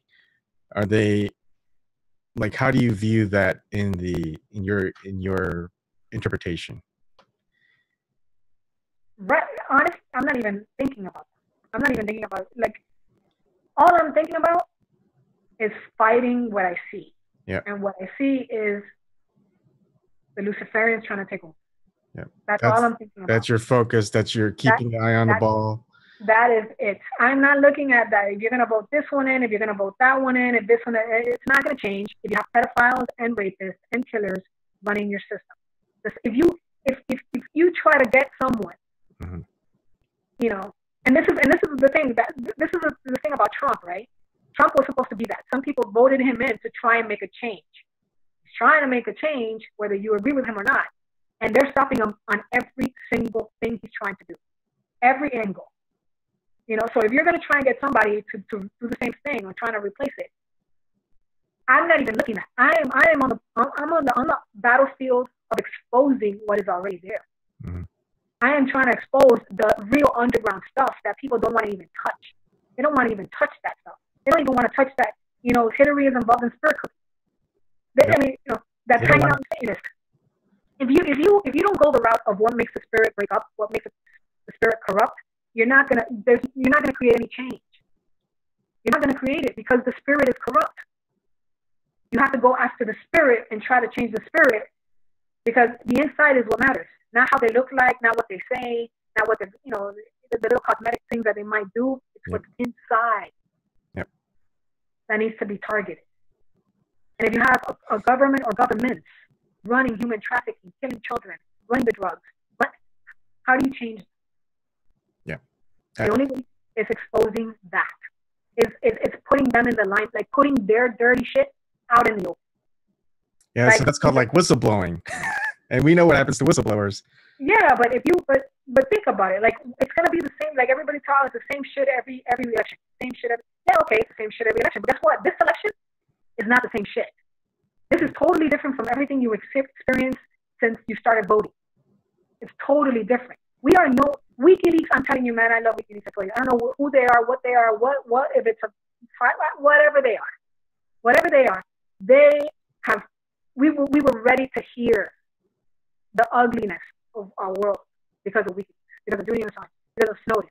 We were ready to hear the truth, and you may not believe that it's true, but what they exposed in those emails, shit with the occult, stuff with like assassination, because they talk in code doesn't mean you don't understand the code. Yep.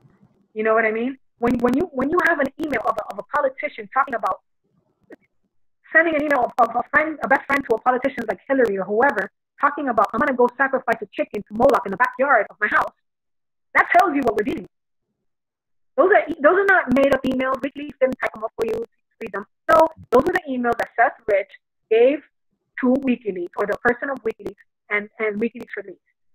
Yep. Somebody in the inside had the balls and the courage to expose what he saw, the little bit that he saw, and then his life was taken. All these things. We have to look at the big picture of all. We have to connect everything. Yep. And so one thing, I was going to show this later in a separate video, but I guess I'll show it a little bit now. Do you know about Michael Hastings? Yeah. Yep. And his death or car crash, explosion, a lot of people. Yeah. It's a big conspiracy theory. I don't know. I was watching Truth Stream Media. And they're doing something like I let my YouTube play, and it just keeps going. And it was an old video about Michael Hastings, and they're looking through his autopsy report. And the weird thing is, I was looking at the autopsy report, and for some reason, I was looking at the doctor, because they were talking about some shady stuff about like what was in the autopsy report. So I just looked at the doctor, and I just did a Google search. I know I shouldn't look at Google anymore, but they still have some like old stuff archived that you can actually get access to. So let's see. I'm going to share the screen. You may not be able to see it so well, but there's an old article in 2003 by a Time staff writer. And there's also two other articles that I can show you. As you've got the forensic report for Michael Hastings' death. His name is Dr. James Ribe. He's Los Angeles, California. And so there's a Times staff writer back in 2003. Michael Hastings' death autopsy was 2013. 2003, a state appeals court has thrown out the murder conviction of a Los Angeles man, faulting prosecutors for not telling his defense that a deputy coroner who took the witness stand had a history of changing his testimony. The justices cited 5 instances in which Dr. James K. Ribe changed his findings in homicide cases, including the one that led to the 1997 release of a woman convicted of murder. And it's like, why, like, they know his history, and then, that's just kind of like, maybe it didn't matter to to them that they reused this guy for Michael Hastings, a very big conspiracy. Or maybe As he's like an his operative. death. Hmm? Or maybe he's an operative. Yes, I think so too. And then I replied, there's 2 extra articles, or no, not those articles. So there's also like 2 other articles that cover it and 1 tweet. But I mean, those were so long ago and they get so little views that it doesn't explode. Like you don't see any video out there, YouTube video of it for about the Dr. James Ride, because they look at the other things. But for me, it's just like something for some reason sticks out and it hits me and I see the details and it's like, that's just a little odd. Well, you just gotta remember Michael Hastings was doing an investigation on the CIA, right? Yep. So when he was getting ready to like do, when he was doing the investigation and doing all the, that whole situation, that's, original testimonies of the neighbor of his talking about he said somebody was following him. I mean, these were documented. Yeah. Whether they came back later on because they were threatened and said, "Oh no, that didn't happen." Well, the initial testimony of these people were he was being followed. He said he was being followed, couldn't use his car. His girlfriend was saying that there was a situation with him where he was paranoid and like things were happening. So you have to take those accounts, the first like initial things that came out, you have to take that into consideration. That he was working on a story that the CIA did not want to come out, and that the people that knew him said that this stuff was going on and this is what he was saying. Yeah. How do you, time eventually reveals things that wouldn't ordinarily be revealed during that time it was happening. And what is their strategy to covering it up? Is it censoring? Is it misinformation? Is it all of those? The current stuff or the old stuff? The old stuff and the current stuff. Well, now it's censorship. Now, okay, so what happened is, because I have to bring the spiritual stuff in. Yep, that's fine. It's words, right? They teach you in the occult how to use certain words, like how they teach. Okay, so psychology, psyop, all that stuff, it's occult stuff. Okay. Like whatever the military is doing is what the witches do in this in practice. Okay, so they use words. They use it's called word magic. Where they almost sing the words. It's like poetry. Sing the words to you to put you in a trance, and then the energies do their work through, because everything is energy. They do the work to put you to sleep, awake, like sleeping awake. Okay, so what they're doing now is that they're censoring because people are waking up. That's why you say waking up. Everybody's woke. Yeah. Because the witchcraft or the spells are not working anymore because there's something else coming in and interrupting the trance. There's something spiritual happening. There's an energy right now it's bad energy flowing this way, but there's some other type light energy flowing this way that's assisting in the wake up of the people that are sleeping. Yep. Awake. You understand? So, go ahead. Sorry. No, it just reminds me of, like, what are your thoughts on hypnosis? Because I like to dive into so many things that I would be skeptical with. But when I was 15, 16, I went to a public library. I saw a street hypnotist perform, and I saw one of my friends go up on stage doing the Macarena, and he's one of those guys who would never do something like that. And so I was like, okay, maybe this has some validity. So I went to the public library. I learned from a self-hypnosis book. Basically, everything that was first person, I did it in second person. So I just copied it and memorized it. So I hypnotized a couple of my friends.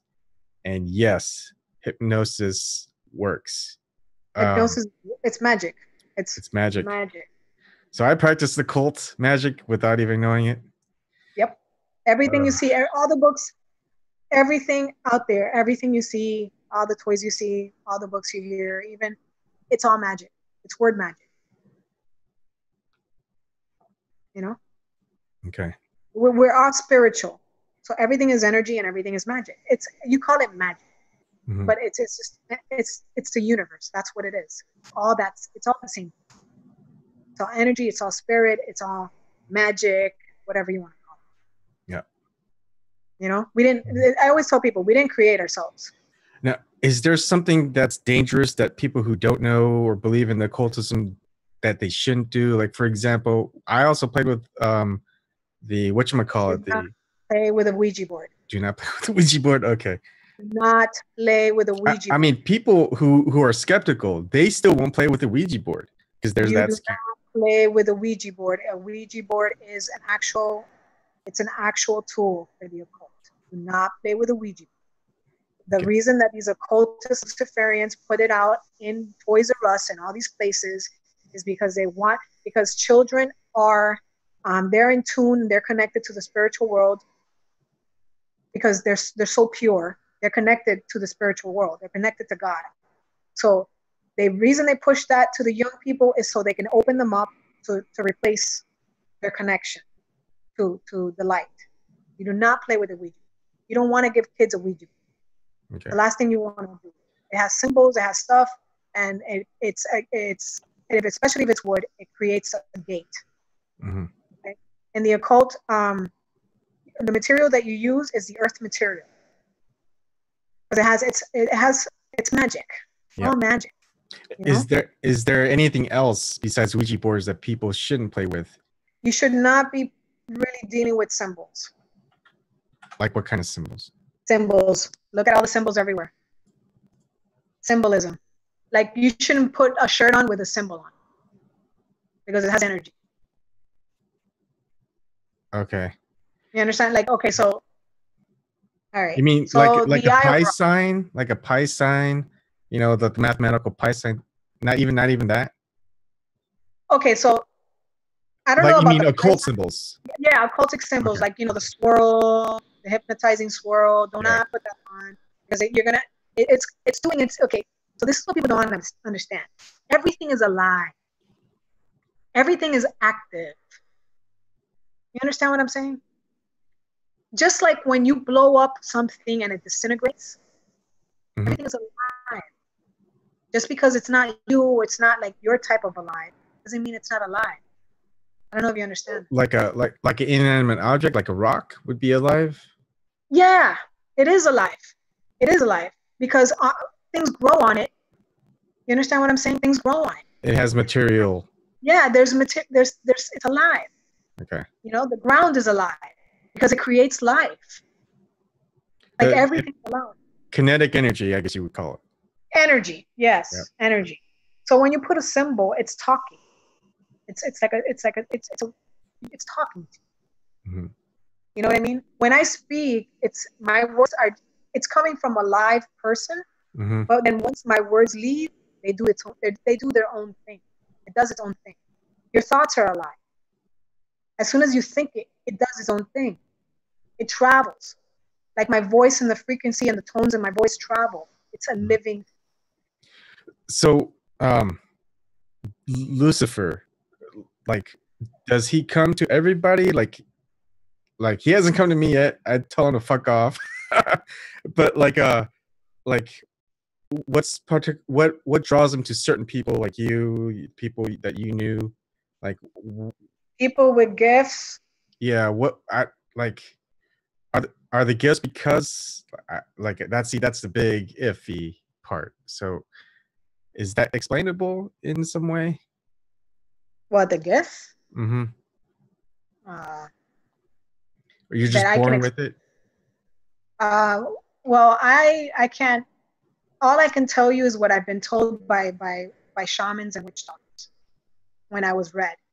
That's all I can tell you. I can tell you when I started seeing things. I can tell you when, maybe I know trauma opens you up that.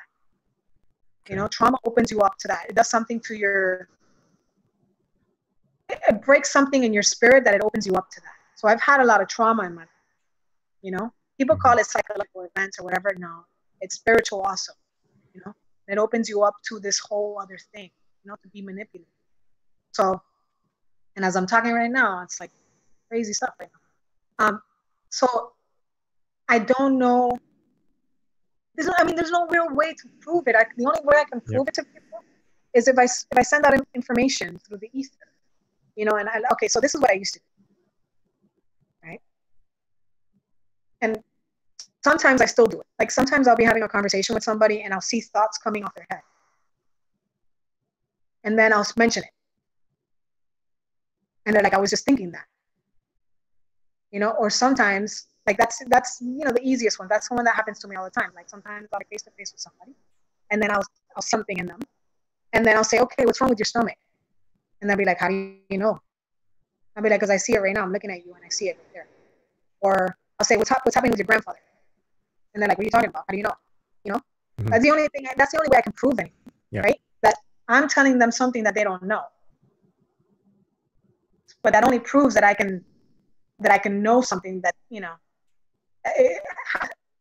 Could that be enough to sway somebody to believing that I whatever, you know, that I can see something or whatever. I don't know. It depends on the person if they want to believe what I'm telling. Well, if they want to really think about what I'm telling them and believe that I know what's going on with them, you know? So, I mean, I do that all the time. I do that almost every day. But not because I want to. It's because I see it. And, you know, and then sometimes something pushes me to tell them.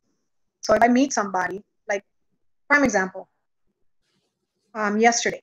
I think it was yesterday. Yeah, yesterday when I told you that somebody held me over for several hours. Blah, blah, blah. Okay, so this individual saw my vlogs, whatever, and they, you know, they started talking to me and they started saying this and telling me that, and then as we were talking, I started seeing something around this person. I started seeing this all kinds of stuff, and I was trying not, because you know, this is a person that watches my videos. I was trying not to get into that. You know, we were having a conversation about something else, but something was like, and I said, okay, I'm sorry to interrupt the conversation, but what's going on with something?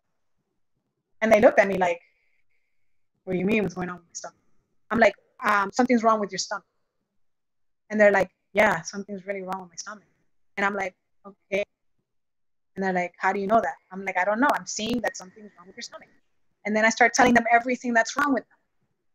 And then they're like, you know, they're like shaking their head, like, how do you know? And like, they were trying not to tell me, but they were telling me, yeah, you're right. Yeah, you're right. Yeah, you're right. Yeah, you're right. And they're like, do you do this often? I'm like, I do this more than I, you know, would like to. But yeah, you know, and then I'll start saying other things, and then, you know, it becomes like a read. Yeah. Like, even though I'm so skeptical about so many things, some things just work, and I don't, and like, if I'm so skeptical, I can't attribute it to, what's that word called? When like they'll give you like a fake pill just made out of sugar. A placebo. Placebo, yeah. So like I had injuries, and you know, massages weren't working, chiropractor wasn't working, so I go to an acupuncturist. The acupuncturist healed it, and the acupuncturist is based off of energy. And I you know, I think of it in the scientific way, but not the energy belief way. Another thing that's happened in the past that I can't explain scientifically, but I know it works.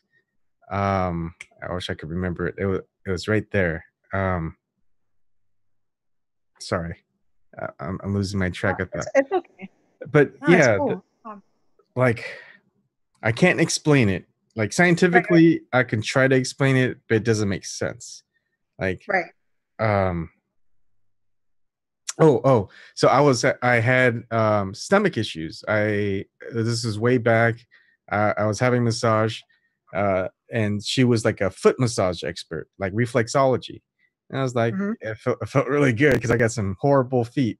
But she was massaging and saying, so what kind of stomach problems are you having?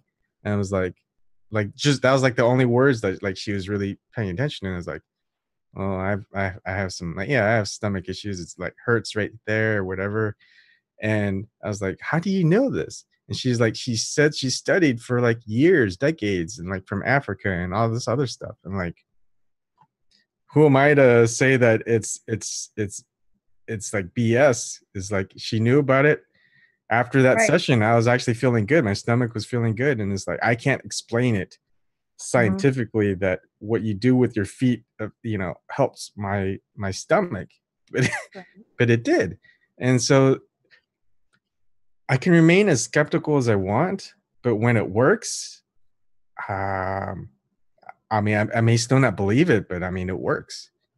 And just because you Right. can't explain it and it works doesn't mean that it can't not be true. Right. Right. No, I Belief understand. wise. No, I understand that. It's still you. It's not that you don't believe it, right?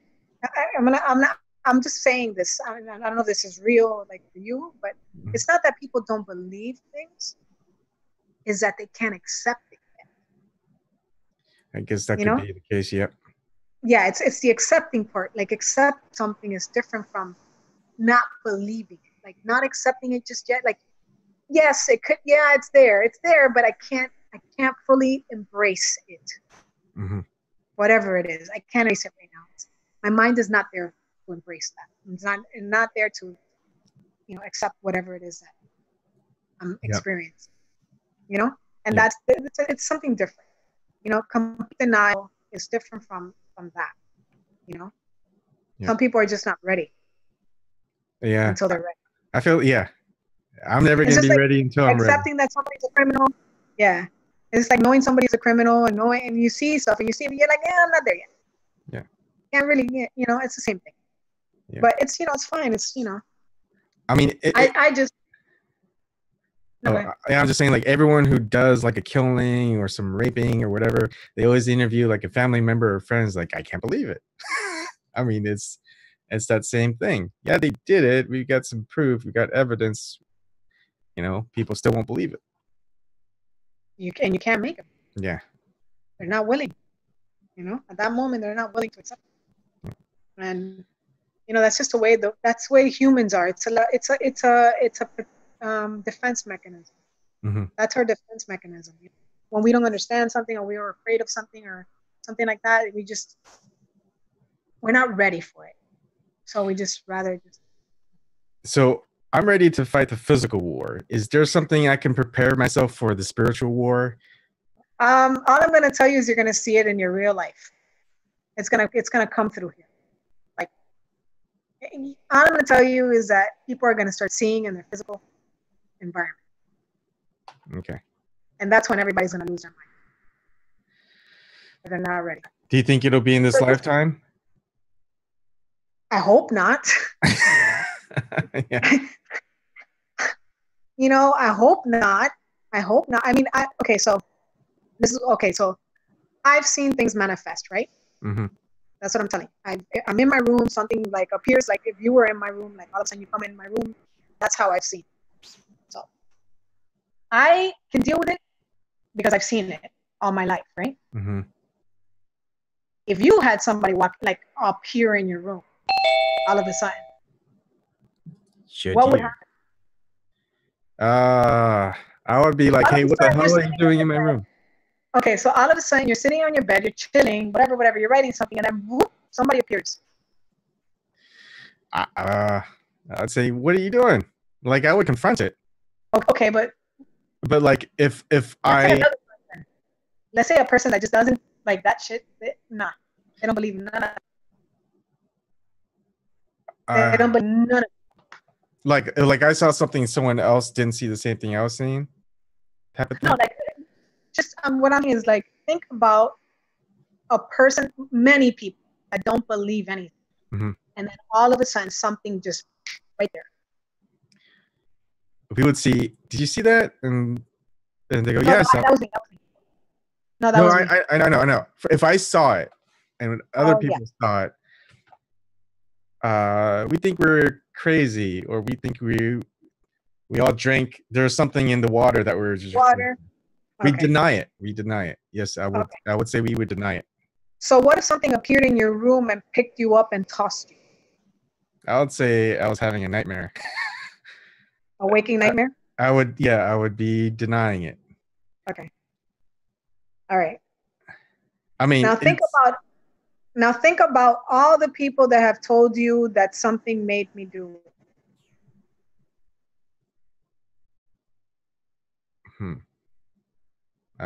I'd say they're. I had no the specific one, Amityville. I can't think of Amityville. Which one?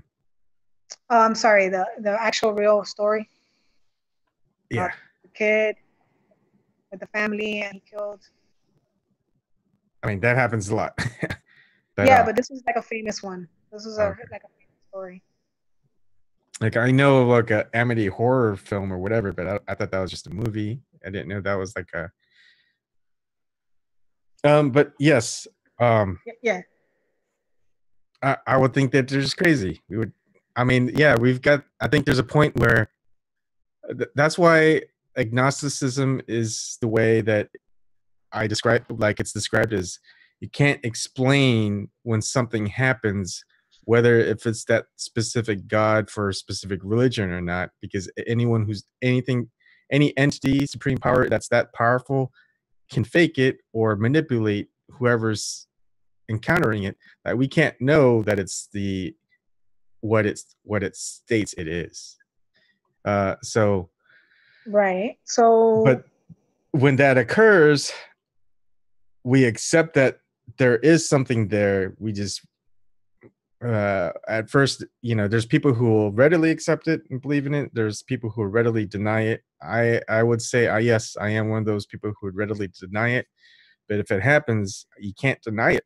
You can deny it, but logically, if it's material, if it's but it's not logical, is it? yeah, it's not logical, and so that changes your entire worldview. I mean, before, like I would say I was not woke before. Like I would say yes. I never agreed with the establishment stuff. I never agreed with the corruption. I was pessimistic as hell. I didn't really care about politics. I think it was all whatever it was. But I just had I didn't care. I was just gonna live my life, try to be as away as possible. But then yeah, I would say I woke up and now I just want to figure out how to defeat the system that's corrupt. Hold on, here's someone's trying to say something. Yes, Judea, this will be on YouTube later. Did you want to say anything, Judea? If I'm saying that correctly. You're muted. I could unmute. See if that helps. I guess I don't know. New person. Anyways, I expected more people to show up to join our conversation, but they haven't. It's been almost 2 hours. Did you want to stop or did you want to keep going? I just don't want to take away time if you've got things going on. Well, it's up to you. I can do like another 20. Okay, yeah, I'd love always talking. I would talk with you privately, but you are busy. Well, you got my number, so you can call me. Yeah, like if I see something like that, you are the first person I am calling. Go call an exorcist, not me. Well, yeah, no one will believe me. But yeah, but it's weird because I'm a conspiracy theorist, but it's not like I believe the crazy, like I would call it crazy, like flat Earth stuff, like everything that's conspiracy theory. I don't believe in all of it. What I do is I look into it as much as I can, and then see what are like certain patterns. For example, stonewalling information access.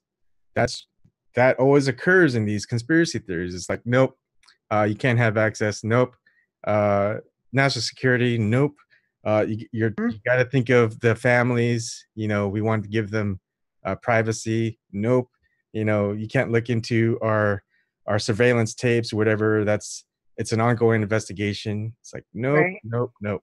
And like for that, to me, is just a sign that there's something being hidden. Not necessarily it fits the conspiracy theory analysis, like the end result, like right. But it definitely fits that the official narrative is not. 100% the way it went down. And I think Right. people, like, there's no other way to say it. I am a conspiracy theorist, and Hmm. that's such a bad But connotation. no, I mean, but okay, but I don't like to use the term conspiracy theorist. Mm-hmm. Okay. If you're going to use the theorist term, then use the theorist. I'm a theorist. Okay. Don't use conspiracy theorist because that's something that was created by the CIA. That term was coined by the CIA. Yeah. To discredit people. So you're involved in evaluating theories. You know what I mean? Mm-hmm. Which is what scientists do. Yeah. That have theories. I mean, Einstein had a theory of relativity, and everybody's had their theory. They work on it. They do this. They try to figure it out. That's what you. Yeah. You know, I don't see that. I don't see any difference. And I feel like we if someone calls it like a conspiracy theory, it's like you can't find out the truth without investigating it. But if they're calling it like a conspiracy theory in the first place, and it's like, well, then we can't know if it's conspiracy theory or really, like, if you let us access to validate your narrative, then we're going to help prove your point. So wouldn't you want that type of thing? Like in science and almost But any profession, you're going to want someone to look at your data, your testing, and see if they can reproduce it, and or if it fits exactly what they have without interfering with their testing, with their methodologies. You want them to come up with the same results, because if that results are the same, then you know you've got a stable and solid product. okay, So so I mean, these are questions that I ask people when talking about certain things. Do you believe in coincidences? yeah, but when there's too many coincidences, I wouldn't say it's a coincidence. It's a pattern of. Synchronicity? What was that? Do you believe in synchronicity? What exactly do you mean by synchronicity? Look it up. Just look up the definition. All right, let me see. Simultaneous the simultaneous occurrence of events that appear significantly related but have no discernible causal connection. Okay. I always ask different questions. Coincidence, luck, synchronicity. You have to ask all these questions. Mm-hmm. No, I do. I mean, for example, the Parkland shooting, a mass shooting that just happened in Florida. Mm-hmm. Everyone's looking into every other details. Fine. I look into a different one. It's like, I want to find out more information. And the information that I want to see is, okay, police have body cams, right? So can we see the body cams? And what's interesting is Broward County police officers and even Scott Israel saying 2 years beforehand that every officer on duty is going to have these. They're going to have 1 million hours worth of video. And then 2017, December 2017, they actually show 2 officers with body cams revealed to the public, them shooting an unarmed black guy that was resisting arrest and assaulting a police officer. There's no censorship of that shooting. They didn't like blur out when they shot that person. And conveniently, from witnesses, from a source that told Fox News that the body cams, the police officers there were told not to go into the school unless they had their body cams turned on. Now, coincidentally, they didn't have their body cams with them. All right. And then, of course, they lose radio communication. But it just seems how about the camera at the school? Yep. It's a surveillance 3 cameras in each staircase. Yep. They don't show those. But just that added coincidence of we know that they wear body cameras. We know that they show that stuff to the public, that they carry them around, and then just conveniently that they're not there for that mass shooting. Is it a coincidence that he was a supporter of Hillary Clinton? Yeah, that too. Yep. I mean, you can go on and on. Oh, well, it's not. Yeah. I mean, and then I like to go, well, It's not it's just too much. Like your Yeah. brain goes into like overload and you burn out from all this stuff. Like it's just that's why I always tell people you have to look at it from a spiritual perspective. Everything, if you look at it from the spiritual perspective, you will understand, because I do so many rituals. Everything is done for a reason. Mm-hmm. When it involves blood, I always talk about the blood. I always talk about the sacrifice. I always talk about that, because everything is about sacrifice. Yeah. But I like that I don't dive into that, because I like my profession, like where I make my money is as a tester, software engineer, testing engineer. And if I can come up with the same end result as you come up with your end result, I don't see any way about it but that things don't add up, right? Things don't add up energy wise, things don't add up logic wise, like Yeah. non-energy wise, I would say, because Yeah. there No. No. is No. logic within the energy process. So I Right. shouldn't say that that's illogical. I'm sorry. Right. You know what I meant. Energy wise, non-energy wise. So I know. Yeah. I'm just saying, like, I see it from that point of view, and it's just like it all. I can see. It's almost. I can see everything. That's what I'm trying to say. I look at it. I look at one thing, and then I look at the other thing, and I look at the third thing, and I can see the whole map, the whole printout, the whole plan. yeah. It's like music, And you know. what I like about this is when more people come on, we're just pieces of a puzzle, and we don't see that big picture until we all fit our pieces together. Yeah. And we all have to have our different viewpoints and perspectives, but if we see the same thing, we can't deny that it's there. And that's corruption. That's that there are some things that people just ignore, that they deny. I don't deny that there's pedophilia mass problem going on in the power structure of pedophilia and people getting away with it. You gotta listen to Sybil Edmonds. I've watched some stuff of Sybil Edmonds. So. Okay, yeah.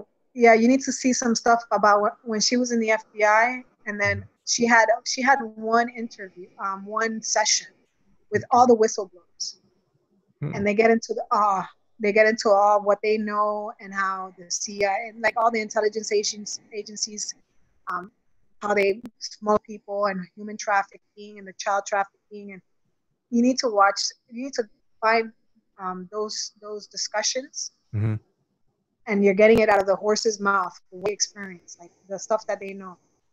Like that's what I watch. That's how I confirm what I know.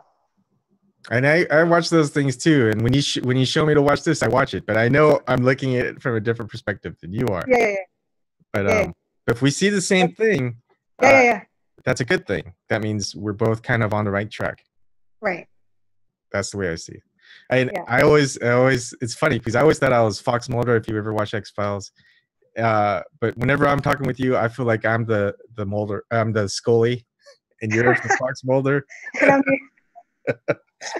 So it's like, come on. That's yeah. That's hilarious. But it's I mean, if you think about the way that X-Files is like Scully sees so many crazy things that she knows she can't quantify in logical sense, right? But she still denies it. Like Mulder's, like, except for like this final season and like the previous seasons, he finally accepts it in a way. But I mean, it's but like everybody has their process. Yeah, and everyone has that little boundary. Like eventually, that boundary wears away. You know, who knows? 5 years from now, I'm gonna be like, "It's a flat Earth." No, okay. It's like Lucifer exists. I can't deny it. I can't prove it. But you know what?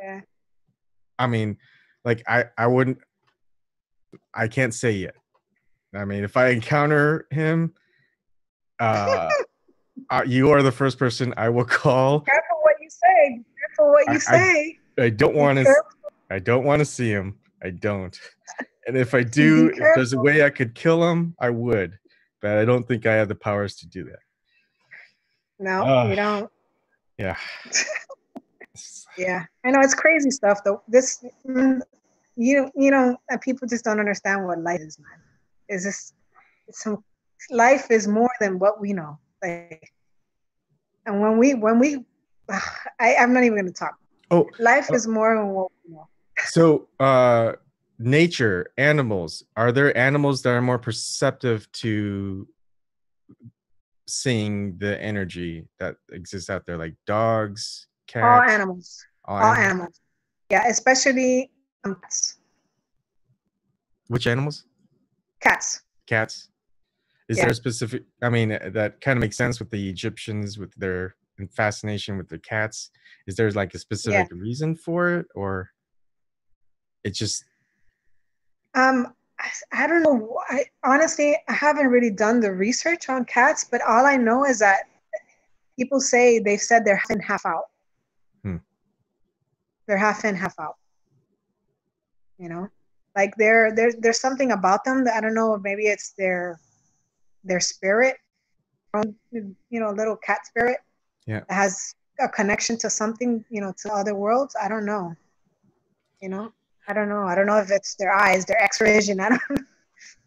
But So two conspiracy theories that I have, and these uh-huh. are these aren't like investigated conspiracy theories. These are letting my imagination run conspiracy theories. So when I watch these videos, they say the last thing that's gonna be revealed is aliens existing, and that's how they're gonna control us. That aliens Yeah. exist, and we need to do something about that, and that's how they're gonna try to control us at the end. My Mm-hmm. thing is that it's going to be um, there could be two ways. One is AI. So AI is, if they want to kill us off, they're not gonna. It doesn't have to be AI. Um, the AI is there for workers. I mean, they keep things going, keep getting food, whatever. They have a few Mm-hmm. specialists that keep them up to date in the process, and they don't need human workers anymore. They don't need human slaves. We Mm-hmm. take up space. We take up more of the stuff that they want, and so they live in pretty much a paradise on Earth. So, but Mm-hmm. energy wise, could a demon take over an artificial intelligence? Hell yeah! If it has an organic form, yeah, you Okay. better believe it. As Um, if they can somehow keep the frequency, um, their frequency on this plane through that capsule, yeah, I'm sure they can. There's something called cambio cabeza, okay, which I kind of like compare it to that what we're talking about right now. I'm in the spiritual, in the occult, mhm. in the witchcraft. It's where you take somebody else's spirit, their soul, and you have it enter it into somebody else's body, and then switch that spirit into somebody else. So like this is, I've heard of this being done. I've never seen it being done in the occult.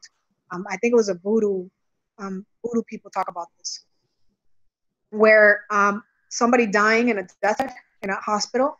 Mhm. I've heard this. So it's like, here's, never seen it, where they've done a ritual where they've um, taken the body of a healthy person that's less sick of that person, and transferred the healthy person's spirit into the sick body, and then the person in the sick body, the soul in the sick body, into the healthier.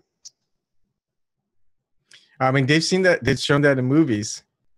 They've done that in movies. The skeleton key was the one that I saw that showed it to you.